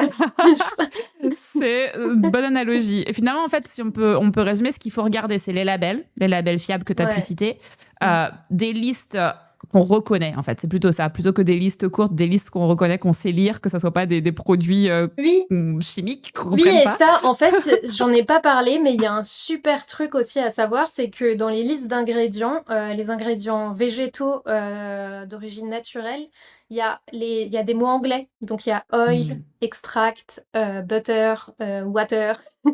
Et ça, on les reconnaît parmi le latin. Donc, ça, c'est aussi, ça donne une vue globale de la liste et ça nous permet de voir, ah ben, il y a certains ingrédients, justement, je vois de l'anglais, donc c'est du naturel. Donc ça aide. Après, Super bon point. Ouais, ça aide bien aussi. Trop bien. Donc ça, après, évidemment, les marques transparentes qui vont publier le détail, leurs analyses qui sont le plus transparentes possible. Est-ce que tu as des recommandations, par exemple, d'applications? On parle souvent de Yuka, qui peuvent aider pour ça? Ouais, alors pour les applications, moi je le déconseille Yuka. Ou site internet d'ailleurs. Mais ouais. Après, si on aime Yuka, on peut l'utiliser par exemple, ce qui est rouge sur Yuka, ça sera rouge dans la vie. 0 sur 20, ça reste un 0 sur 20. Mais par exemple, ce que je reproche à ces applications, c'est qu'il y a certains ingrédients qui sont vraiment problématiques et qui ne sont pas en catégorie rouge ou orange. Donc ça, c'est un peu embêtant avec Yuka. Et je trouve que, en tout cas en cosmétique, si on peut prendre Inky Beauty, c'est vraiment mieux en termes d'application. Elle est plus regardante. Heu, Par contre, dans ce qui est dans la catégorie verte ou, dans ce qui est dans la catégorie orange, il va y avoir certaines choses qui me dérangent un peu, Ouais. c'est sur les allergènes. Donc par exemple, il y a des produits qui sont vraiment super et pourtant ils ont une, mauvaise note parce qu'il y a un allergène dedans et ce Mmh. qui est drôle, c'est que, bon là, ça fait que récemment que le parfum, il a été mis, dans les catégories orange sur ces applications, mais en fait, le parfum, c'est 10 fois pire. Il y a, je crois que les études, elles parlent de 6 à 10 de la population qui sont allergiques au parfum. Quand on compare avec un allergène comme le linalol ou des trucs comme ça, c'est moins de 1 de la population qui est allergique. Waouh. Je crois même que c'est 0,1 ou des choses comme ça et pourtant, tu as du linalol dans un produit, mais le produit, il perd 10 points sur sa note, quoi. Enfin, genre vraiment, je crois que vous pouvez vérifier d'ailleurs avec Moom parce qu'on a du linalol à hauteur de 0,001 ou quelque chose de très, très faible dans notre formule. C'est aussi un autre problème, c'est que, ben, c'est noté pareil qu'il y en ait 20 dans la formule ou 0,1. Ah, ouais. Donc ça, c'est vraiment, frustrant et hem donc ça, c'est le problème des applis, c'est que des fois, il y a Ouais. des bons produits et malheureusement, ils ont des sales notes juste parce que, il y a un composant qui est Ouais. allergène et après je trouve ça aussi, j'allais dire faut que je trouve le mot correct. Je trouve ça aussi, problématique de noter un composant, allergène, orange alors au même niveau que, un perturbateur endocrinien. Complètement, Enfin, complètement, ouais. imagine dans un rayon, le kiwi, il est orange parce que, Parce qu'il y a plein il de y a gens une qui sont personne allergiques. il y a une personne sur 1000 qui est allergique au kiwi et à côté, tu as le sucre et il est orange. Enfin, ça n'a aucun sens. Enfin, Non, mais t'as raison. Et c'est exactement. du coup, On est voilà. d'accord. Du coup, c'est souvent ce que je dis à mes clients de pas vraiment se fier en fait finalement aux applications parce que forcément elles ont un système de rating qui est jamais parfait quoi qu'il arrive. Et je trouve que Yuka par exemple c'est le bon exemple de faut pas trop s'y fier. Il y a des produits évidemment très bien qu'on va y retrouver, mais il y a aussi des mauvaises classifications. Et c'est plutôt d'utiliser son esprit critique, de regarder les labels comme tu pouvais le dire. Je pense que c'est voilà, ça reste Ouais. le point, c'est vraiment de Mmh. vous poser la question et de faire un petit peu de recherche sur les produits que vous utilisez. Ouais. Et de faire Trop bien. attention aussi, d'avoir une petite alerte, par exemple, s'il y a écrit, 100 d'actifs Oui, végétaux. Il y a pas que des actifs dans un cosmétique. Du ouais. coup, C'est ça quoi le aussi, reste c'est finalement? traître. Ouais, Voilà. ouais, ouais. Mmh. Ok. Et de Trop voir bien. les petits mots, qui indiquent que: «Ah, il y a quelque chose d'autre». Ouais, avoir, et c'est aussi Voilà. ça l'avantage d'aller sur du minimalisme aussi en termes de quantité de produits, parce que du coup, ça demande tellement de recherche et de travail que voilà, autant Tellement. avoir moins de produits Mmh. et d'en Mmh. avoir du mieux, tout simplement. Mmh. Et Et finalement, ça fait une super transition sur les produits ménagers parce que du complètement. coup, les produits ménagers, c'est vraiment le seul secteur où, à l'achat direct en tout cas, c'est moins cher. Enfin Exactement. vraiment, bicarbonate, savon noir, enfin on peut pas faire mieux, hein. Moi quand je vois le prix des lessives comparé à celles que je fais moi-même, je me dis: «Wow, Exactement. j'ai gagné des millions là!» Exactement. Et ça, c'était Mais exactement le sujet que ouais. je voulais aborder, c'est qu'à la maison, c'est une grosse source de perturbateurs endocriniens. On pourrait en parler pendant des heures, mais je voulais vraiment me concentrer sur ce qu'on utilise nous en tant que femmes au quotidien. Mais on va pas rentrer dans le détail des meubles, etc., qu'on a un peu abordé. C'est surtout les produits ménagers, finalement, les parfums d'ambiance, les bougies, etc. Euh, le plus minimaliste on peut être dans le produit ménager, le mieux c'est. Effectivement, tu disais le bicarbonate. En gros, il y en a trois. Bicarbonate, vinaigre blanc ménager et savon Le savon noir ou savon noir? de Marseille. Mmh. Exactement. Mmh. Mmh. C'est tout.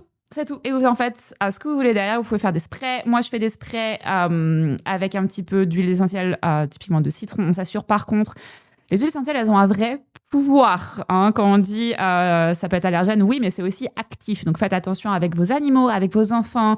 Évidemment, dans le cadre de la grossesse, on fait attention à ce qu'on utilise. Mais huile, par exemple, essentielle de citron, de bergamote, bref, je change en fonction des envies en faisant attention à ce que j'utilise. Mais c'est tout. Moi j'aime Et bien citer Spider-Man pour, les huiles essentielles. Un grand pouvoir implique de grandes responsabilités. j'adore. C'est exactement ça. Et c'est pareil, tu vois, pour la lessive. Moi, j'utilise absolument aucun parfum. Il y a beaucoup de personnes qui sont allergiques à tout un tas de trucs qu'on trouve dans les lessives. Allez sur du minimal si vous voulez de l'odeur, un petit peu d'huile essentielle et c'est tout. Et on se réhabitue si vite, en fait, à plus avoir ces odeurs artificielles, finalement, qui nous entourent. Faites attention aux bougies, pas de bougies, ou alors on prend des bougies en cire naturelle si on a envie d'avoir un petit peu le côté ambiance. Mettez des diffuseurs d'huile essentielle si vous voulez de l'odeur. Faites attention encore une fois à ce que vous choisissez, mais il y a des moyens vraiment simples. Le plus minimaliste on est, le mieux c'est. Et ce que je demande souvent dans la maison, en plus des produits ménagers, en fait, ce que je dis à mes clientes, c'est dans quoi vous stockez vos aliments ? Est-ce que vous utilisez un micro-ondes et dans quoi vous réchauffez vos aliments ? Est-ce que vous utilisez des poêles anti-adhésives ? Est-ce que vous avez des bougies parfumées ou des sprays d'ambiance, encore pire ? Et est-ce que vous nettoyez ou lavez vos vêtements avec des produits qui sont parfumés finalement ? C'est vraiment les grandes catégories que je partage. Et c'est ça, à mon avis, sur lesquelles il faut se concentrer pour faire les remplacements finalement. Je ne sais pas si tu es d'accord par rapport à ça, si tu as d'autres points. Ouais. Ouais, moi, tout ce qui est plastique, en fait, c'est vraiment qu'est-ce que je touche? Ah merde, c'est en plastique. Et de voir vraiment, par exemple, les ustensiles de cuisine, là, tout ce qui est noir, là, c'est de la grosse merde, ça. Ouais. Ah bah ouais, vraiment. Hein. Tout ce qui est plastique, vraiment, plastique de en plus, cuisine, c'est...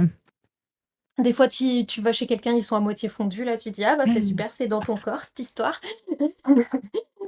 Ouais, et pareil pour les planches à découper, hein. Ouais, pareil. Toutes les rayures que vous voyez dedans, c'est maintenant dans vous.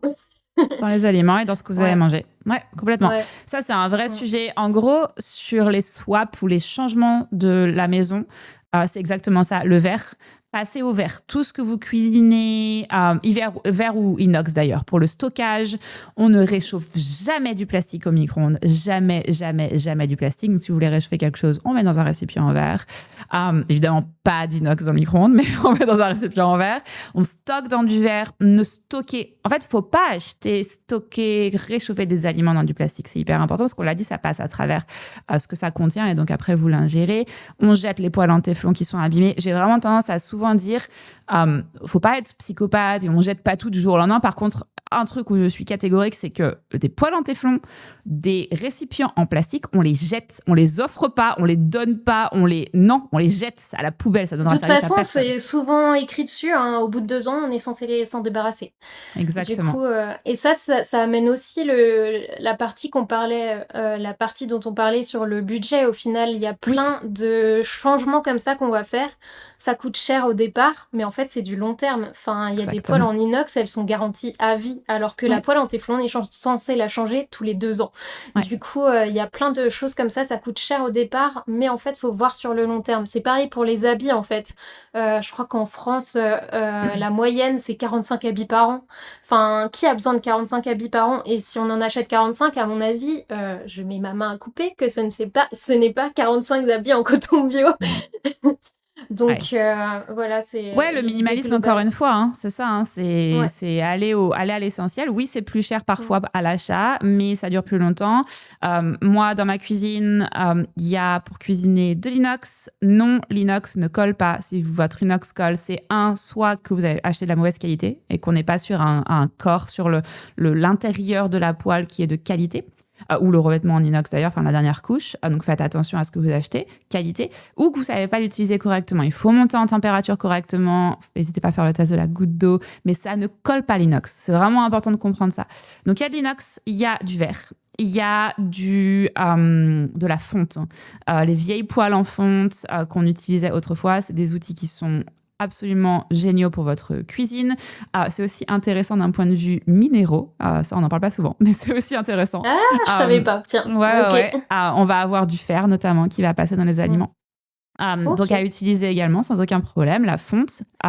La céramique, si c'est de bonne qualité, ça peut être une option. Faites attention à ce qu'il y a sous la céramique. Ouais, justement, j'allais dire là, niveau greenwashing dans les poêles, en tout cas, pour les plats en céramique, il y a pas de souci. Oui, je parlais plutôt des pois, hein, des plats et des fétous, tu sais, céramique, quoi. Parce que ça, ok, il y a pas de souci. Mais alors, les poêles en céramique, faut fuir, quoi, parce que à chaque fois qu'on m'en envoie une, c'est fastidieux. Je dois aller lire le brevet. Ne faites plus ça. Mais à chaque fois, je suis tombée sur des PFAS. Ouais, des PFAS, ouais. Et vraiment, même sur le site, il y a écrit sans PFAS, mais en fait, tu vas Ouais. voir le brevet, il y en a. Du coup, tout ce qui est céramique, pareil, même arnaque, poêle, revêtement en pierre, c'est pareil, Ah, je c'est connais une pas ça. arnaque. De toute façon, à chaque fois que la poêle, elle est noire, ah tiens, Ouais, il y a le système des yeux là. ouais, On ouais, voit, c'est noir, enfin, sauf si c'est de la fonte. ouais. Généralement le noir, c'est une mauvaise nouvelle, c'est qu'il y a des polluants éternels, Des ouais. polluants. Et faites gaffe, c'est vrai que sur la céramique, même sur ce qu'il y a sous la céramique, parce que souvent, surtout sur les... En fait, regardez le prix, parce que très franchement, ça va vous aider aussi. Clairement. Si c'est Mmh. pas cher, vraiment pas cher, souvent sous la couche de céramique, on va avoir du coup des pifesses.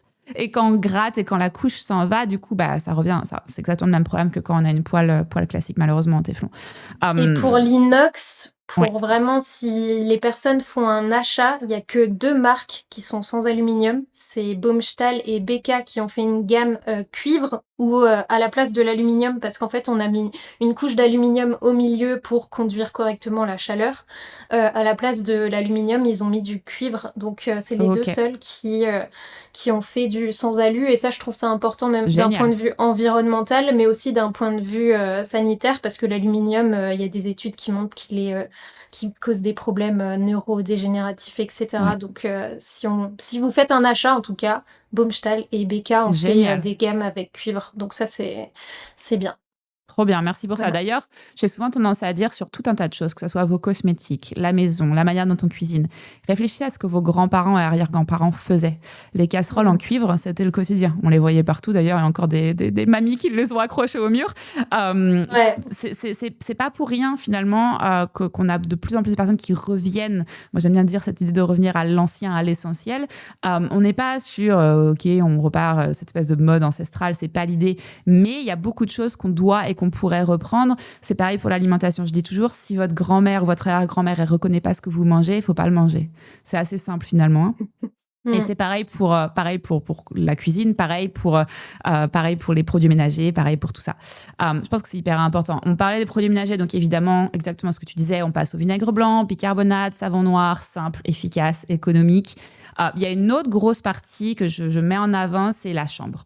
Que ce soit pour vous, vos enfants, c'est un endroit où on passe 8 heures par jour.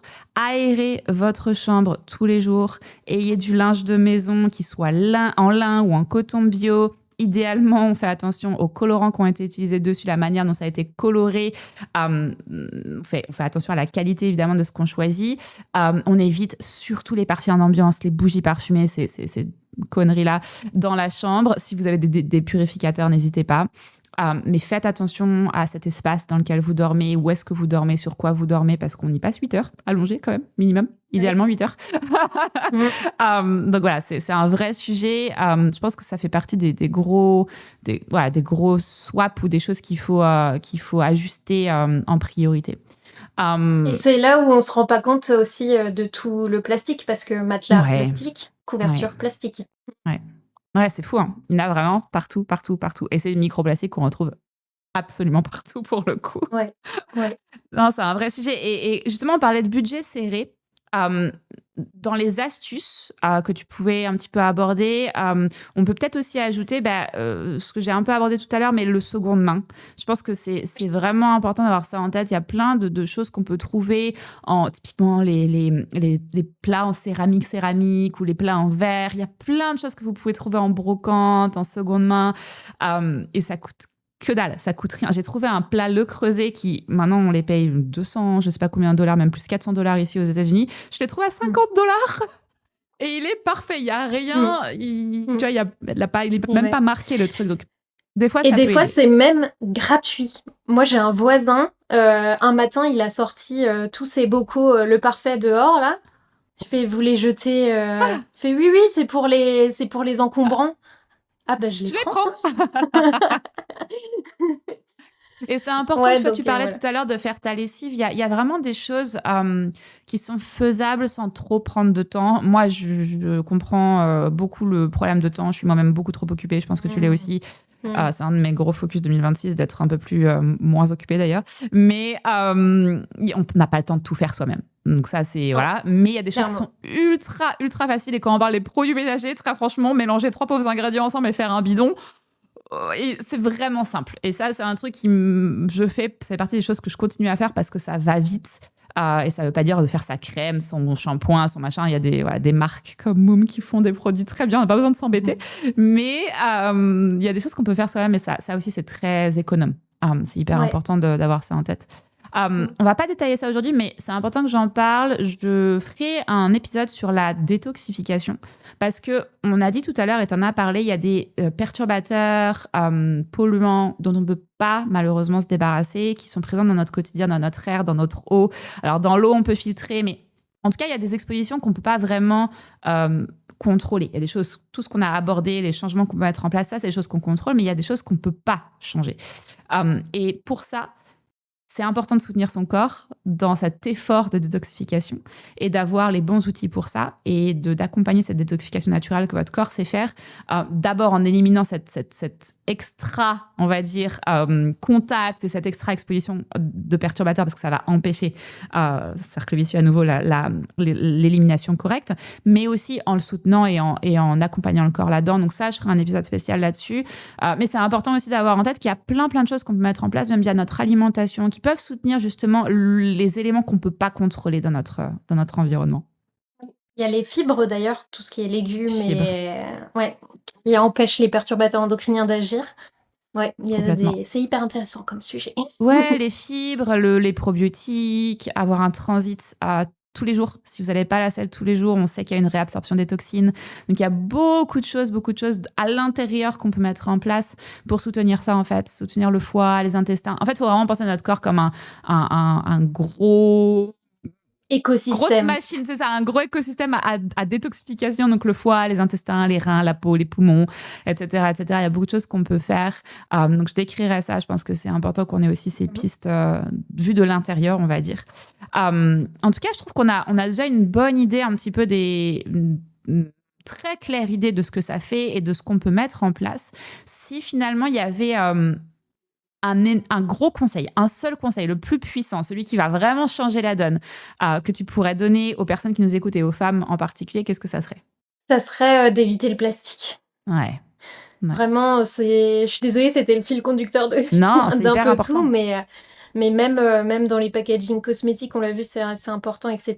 Mais vraiment éviter le plastique partout où on peut et surtout dans les aliments, c'est hyper important. Ouais. Et après, privilégier le bio aussi en alimentaire, on n'en a pas parlé, mais c'est un levier hyper important. Et après, aérer, c'est super important et c'est gratuit. Et c'est gratuit. Voilà. Ouais, non, c'est vrai. Et je voulais qu'on fasse un dernier petit focus sur l'endométriose, justement, qui nous tient toutes les deux à cœur et qui joue aussi sur le fait qu'on fasse attention aux perturbateurs endocriniens. Ce qu'il faut retenir dans l'endométriose, et c'est pas la seule condition, mais c'est vraiment... on va dire, important dans le cadre de l'endométriose. Déjà, il y a plusieurs études qui montrent qu'il y a, comme tu disais, une association entre certains perturbateurs endocriniens et la sévérité des lésions. Donc, en gros, même avec une maladie déclenchée et présente, on va avoir une sévérité plus importante de la condition et des douleurs, notamment de l'inflammation, de la prolifération cellulaire. Donc, c'est un gros facteur d'amélioration potentielle des symptômes. Mais ce qu'il faut retenir, en fait, c'est que l'endométriose, c'est une maladie qui est œstrogénodépendante. Les lésions, toutes les lésions de petites ramifications de l'endométriose, elles vont réagir aux œstrogènes. Et on disait tout à l'heure que certains perturbateurs endocriniens, notamment ceux qu'on appelle les xénoœstrogènes, comme justement le BPA, les phtalates, les parabènes, vont agir comme justement ces faux œstrogènes. Et ça va en conséquence favoriser l'inflammation chronique, perturber justement cet équilibre entre l'œstrogène et la progestérone, et potentiellement du coup aggraver la maladie. Et ça, c'est vraiment un facteur environnemental qu'on peut changer.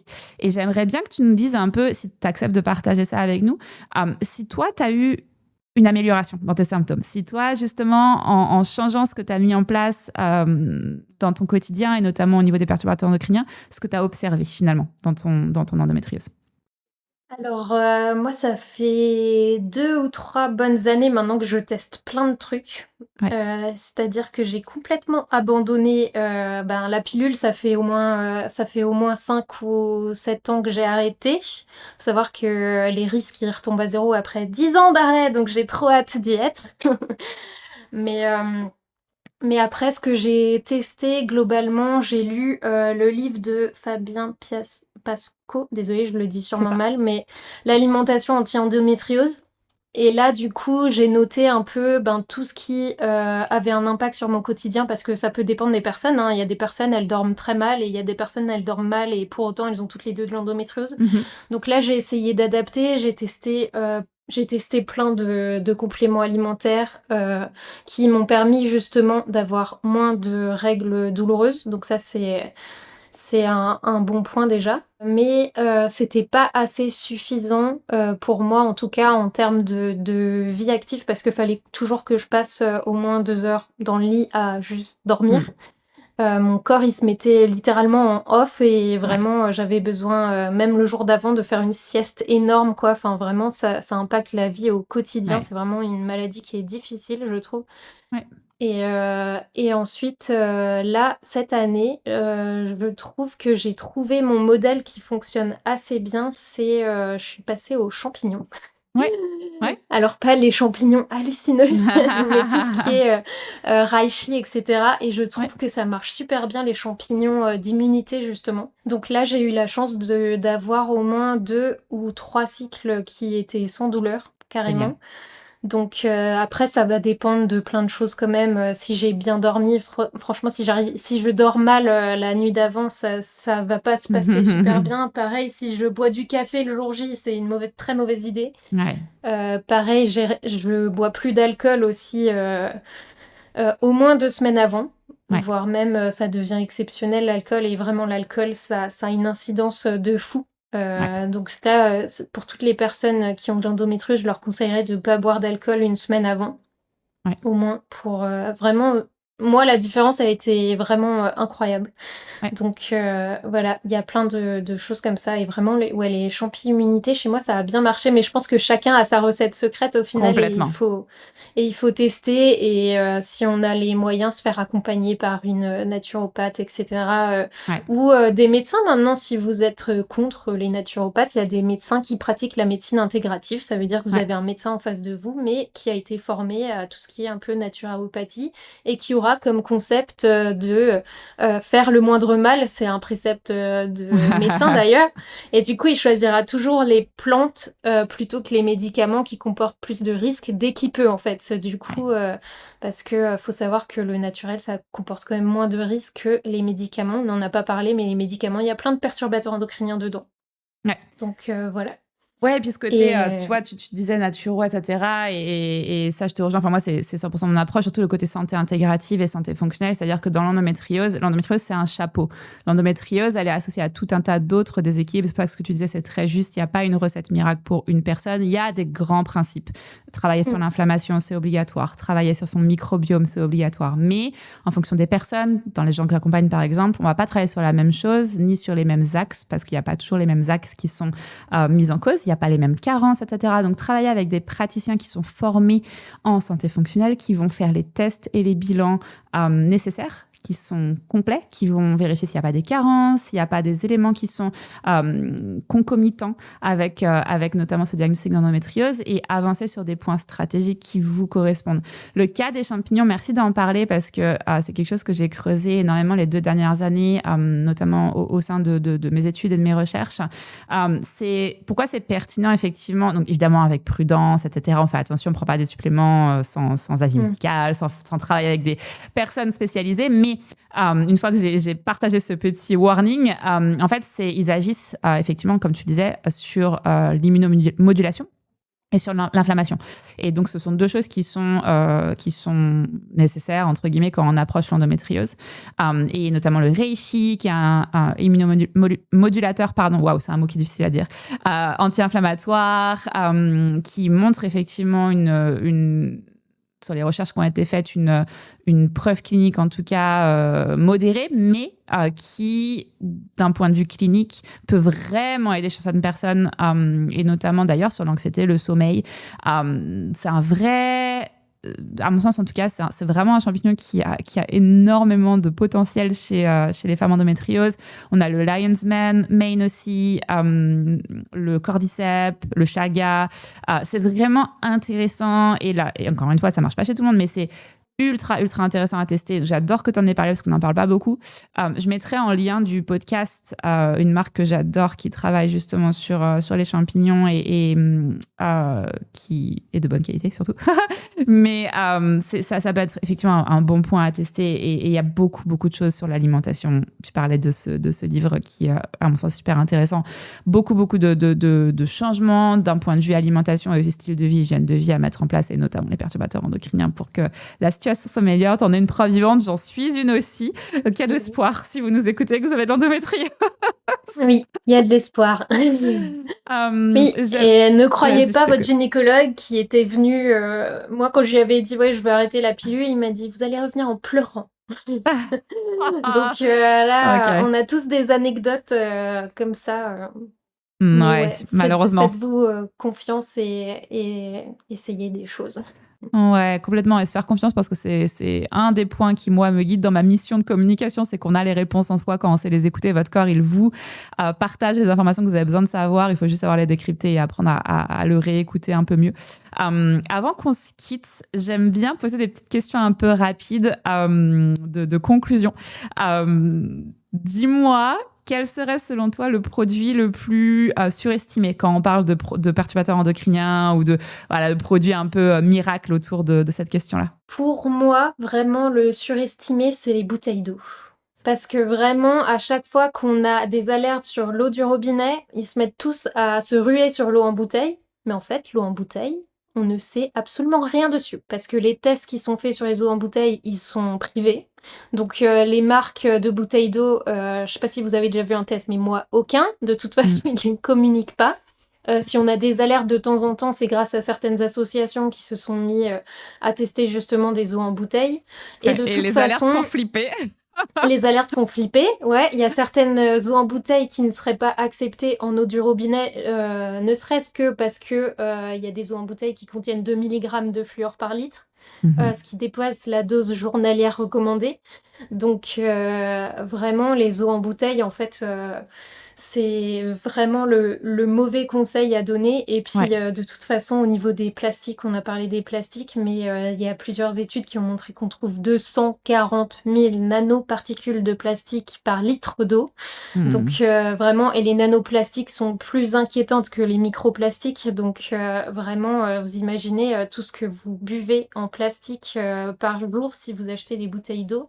Et c'est d'autant plus dommage que les meilleurs systèmes de filtration de l'eau, ils coûtent moins cher que d'acheter des eaux en bouteille tout le mois, quoi.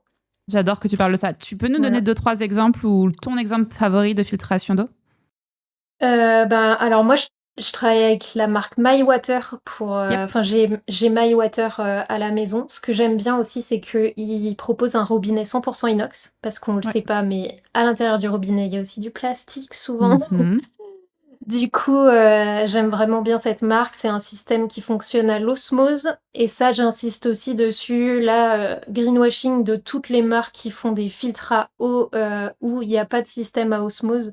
C'est souvent du charbon, sauf que le charbon, c'est une super, super substance, mais elle a besoin de temps pour absorber les substances, au minimum 2 heures.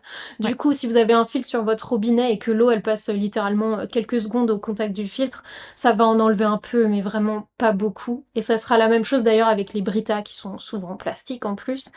Et qui moisissent de l'intérieur. Ouais, voilà, 100% des foyers sont contaminés aux bactéries là, quand ils avaient fait les tests sur les eaux Brita. Ouais. Donc vraiment, après, si vous avez ces systèmes-là, faut savoir, ça filtre un peu, mais on va être sur de la filtration de l'ordre de 40%, alors que si vous allez sur des systèmes à osmose, là, on dépasse les 98%, 99%, avec une filtration nano en plus, et on disait que les nanos, c'était plus important que les micros. Trop bien. Donc, Trop bien que tu aies parlé de ça, j'adore. Génial. Dernière question, qu'est-ce que tu fais chez toi qui est encore imparfait, ou quel est le point un petit peu coupable que tu gardes dans ta vie? Le gros point que j'aimerais vraiment changer, c'est l'espresso.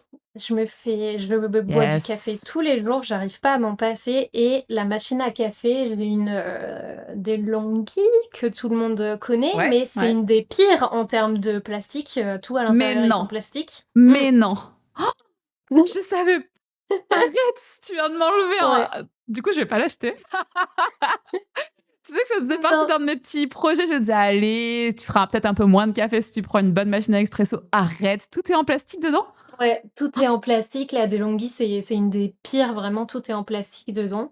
Et alors du coup, j'ai trouvé l'alternative. Je me suis amusée à contacter toutes les marques, pour savoir quelle machine à café était sans plastique, mais il faut avoir le budget. À nouveau, c'est 1 200 €, la Waouh, machine ok. à café, donc Ton petit plaisir ouais, faut coupable, ok. avoir Je le vois. café, ouais. Ouais, Le alors je fais café. partie des personnes qui boivent du café aussi. J'ai fait plein d'expérimentations quand on reparle de l'endométriose. Ça a très peu d'impact sur moi. Évidemment, ça a un impact sur les jours de douleur. Donc, si j'ai déjà mal ou si, quand mes règles démarrent, il faut que j'évite. Donc, sur les, on va dire, les quelques jours de règles. Sur le reste, ça a très peu d'impact chez moi. Donc, je l'ai réintroduit avec un café de bonne qualité. Faites attention aux décaf, qui peuvent être malheureusement décaféinés avec des solvants. Mais je fais mes petits filtres à la main avec des filtres non blanchis, etc. Donc on est pas mal, on est pas mal. Moi, je dirais que mon petit plaisir coupable, à mon sens, c'est encore quelques maquillages et notamment le rouge à lèvres. J'adore le rouge à lèvres et c'est difficile. Il y a des marques qui se vantent d'être mieux en termes de composition, c'est vrai, elles le sont, mais ça reste... pour un bon rouge à lèvres qui est beau et qui tient bien, ça reste pas foufou. C'est pour ça que j'en conseille jamais d'ailleurs. Tu as Parce que, testé, voilà. le rouge français? Bon, c'est cher, mais Non, j'ai pour, pas testé. J'ai pas testé le rouge français encore. on m'a dit du bien, j'ai pas encore testé, mais Ok, sinon moi j'ai le rouge à lèvres Sem que je trouve bien, mais il est sous forme de baume, donc faut aimer, le ouais, format baume, quoi. ouais. Mais ouais. Ouais. Mmh. C'est dur, le beau maquillage de bonne qualité. Je me maquille Et peu, ouais. mais ça, c'est le truc quand je mets du rouge à lèvres. Je me dis, à chaque fois, je me dis, tu sais, c'est le moment où tu le mets, où tu te dis, un peu de pétrole sur la bouche, allez, c'est parti. Allez, c'est parti! Trop bien. Bon, en tout cas, un énorme merci. Je sais qu'il est déjà tard chez toi. On a largement dépassé la durée de ce que j'avais envisagé, mais encore une fois, enrichissant. Je m'en doutais un peu qu'on allait dépasser, mais merci infiniment, Déborah. Cette conversation, elle est essentielle. J'ai adoré discuter avec toi. Pour tous ceux qui t'écoutent, je vais mettre effectivement tous les liens pour te retrouver, que ce soit sur Instagram, pour découvrir Moom également. Tu me partageras d'ailleurs si tu veux que je mette le lien vers ton livre, etc., qui, à mon Oui. sens, c'est une vraie bible sur le sujet si vous voulez creuser. Donc, on mettra tous les liens nécessaires en description de ce podcast. Est-ce que tu as un dernier conseil ou quelque chose que tu voudrais préciser avant que l'on se quitte? La dernière chose que j'aime souvent dire, c'est que faut pas se mettre la pression, qu'on fait Mm. tous des exceptions et que, ben, comme je l'ai dit, il y a assez de perturbateurs endocriniens dans nos vies. Ah, et l'image que j'aime bien aussi, c'est que souvent on me dit: «Ah mais c'est déprimant et tout», mais en fait, les produits du quotidien, c'est comme nos amis en fait, on peut pas être ami avec tout le monde, on peut encore moins avoir, un mari qui qui convienne. Enfin, c'est difficile de trouver des bonnes personnes avec qui passer son quotidien et c'est pareil pour les objets du quotidien en fait. Mm.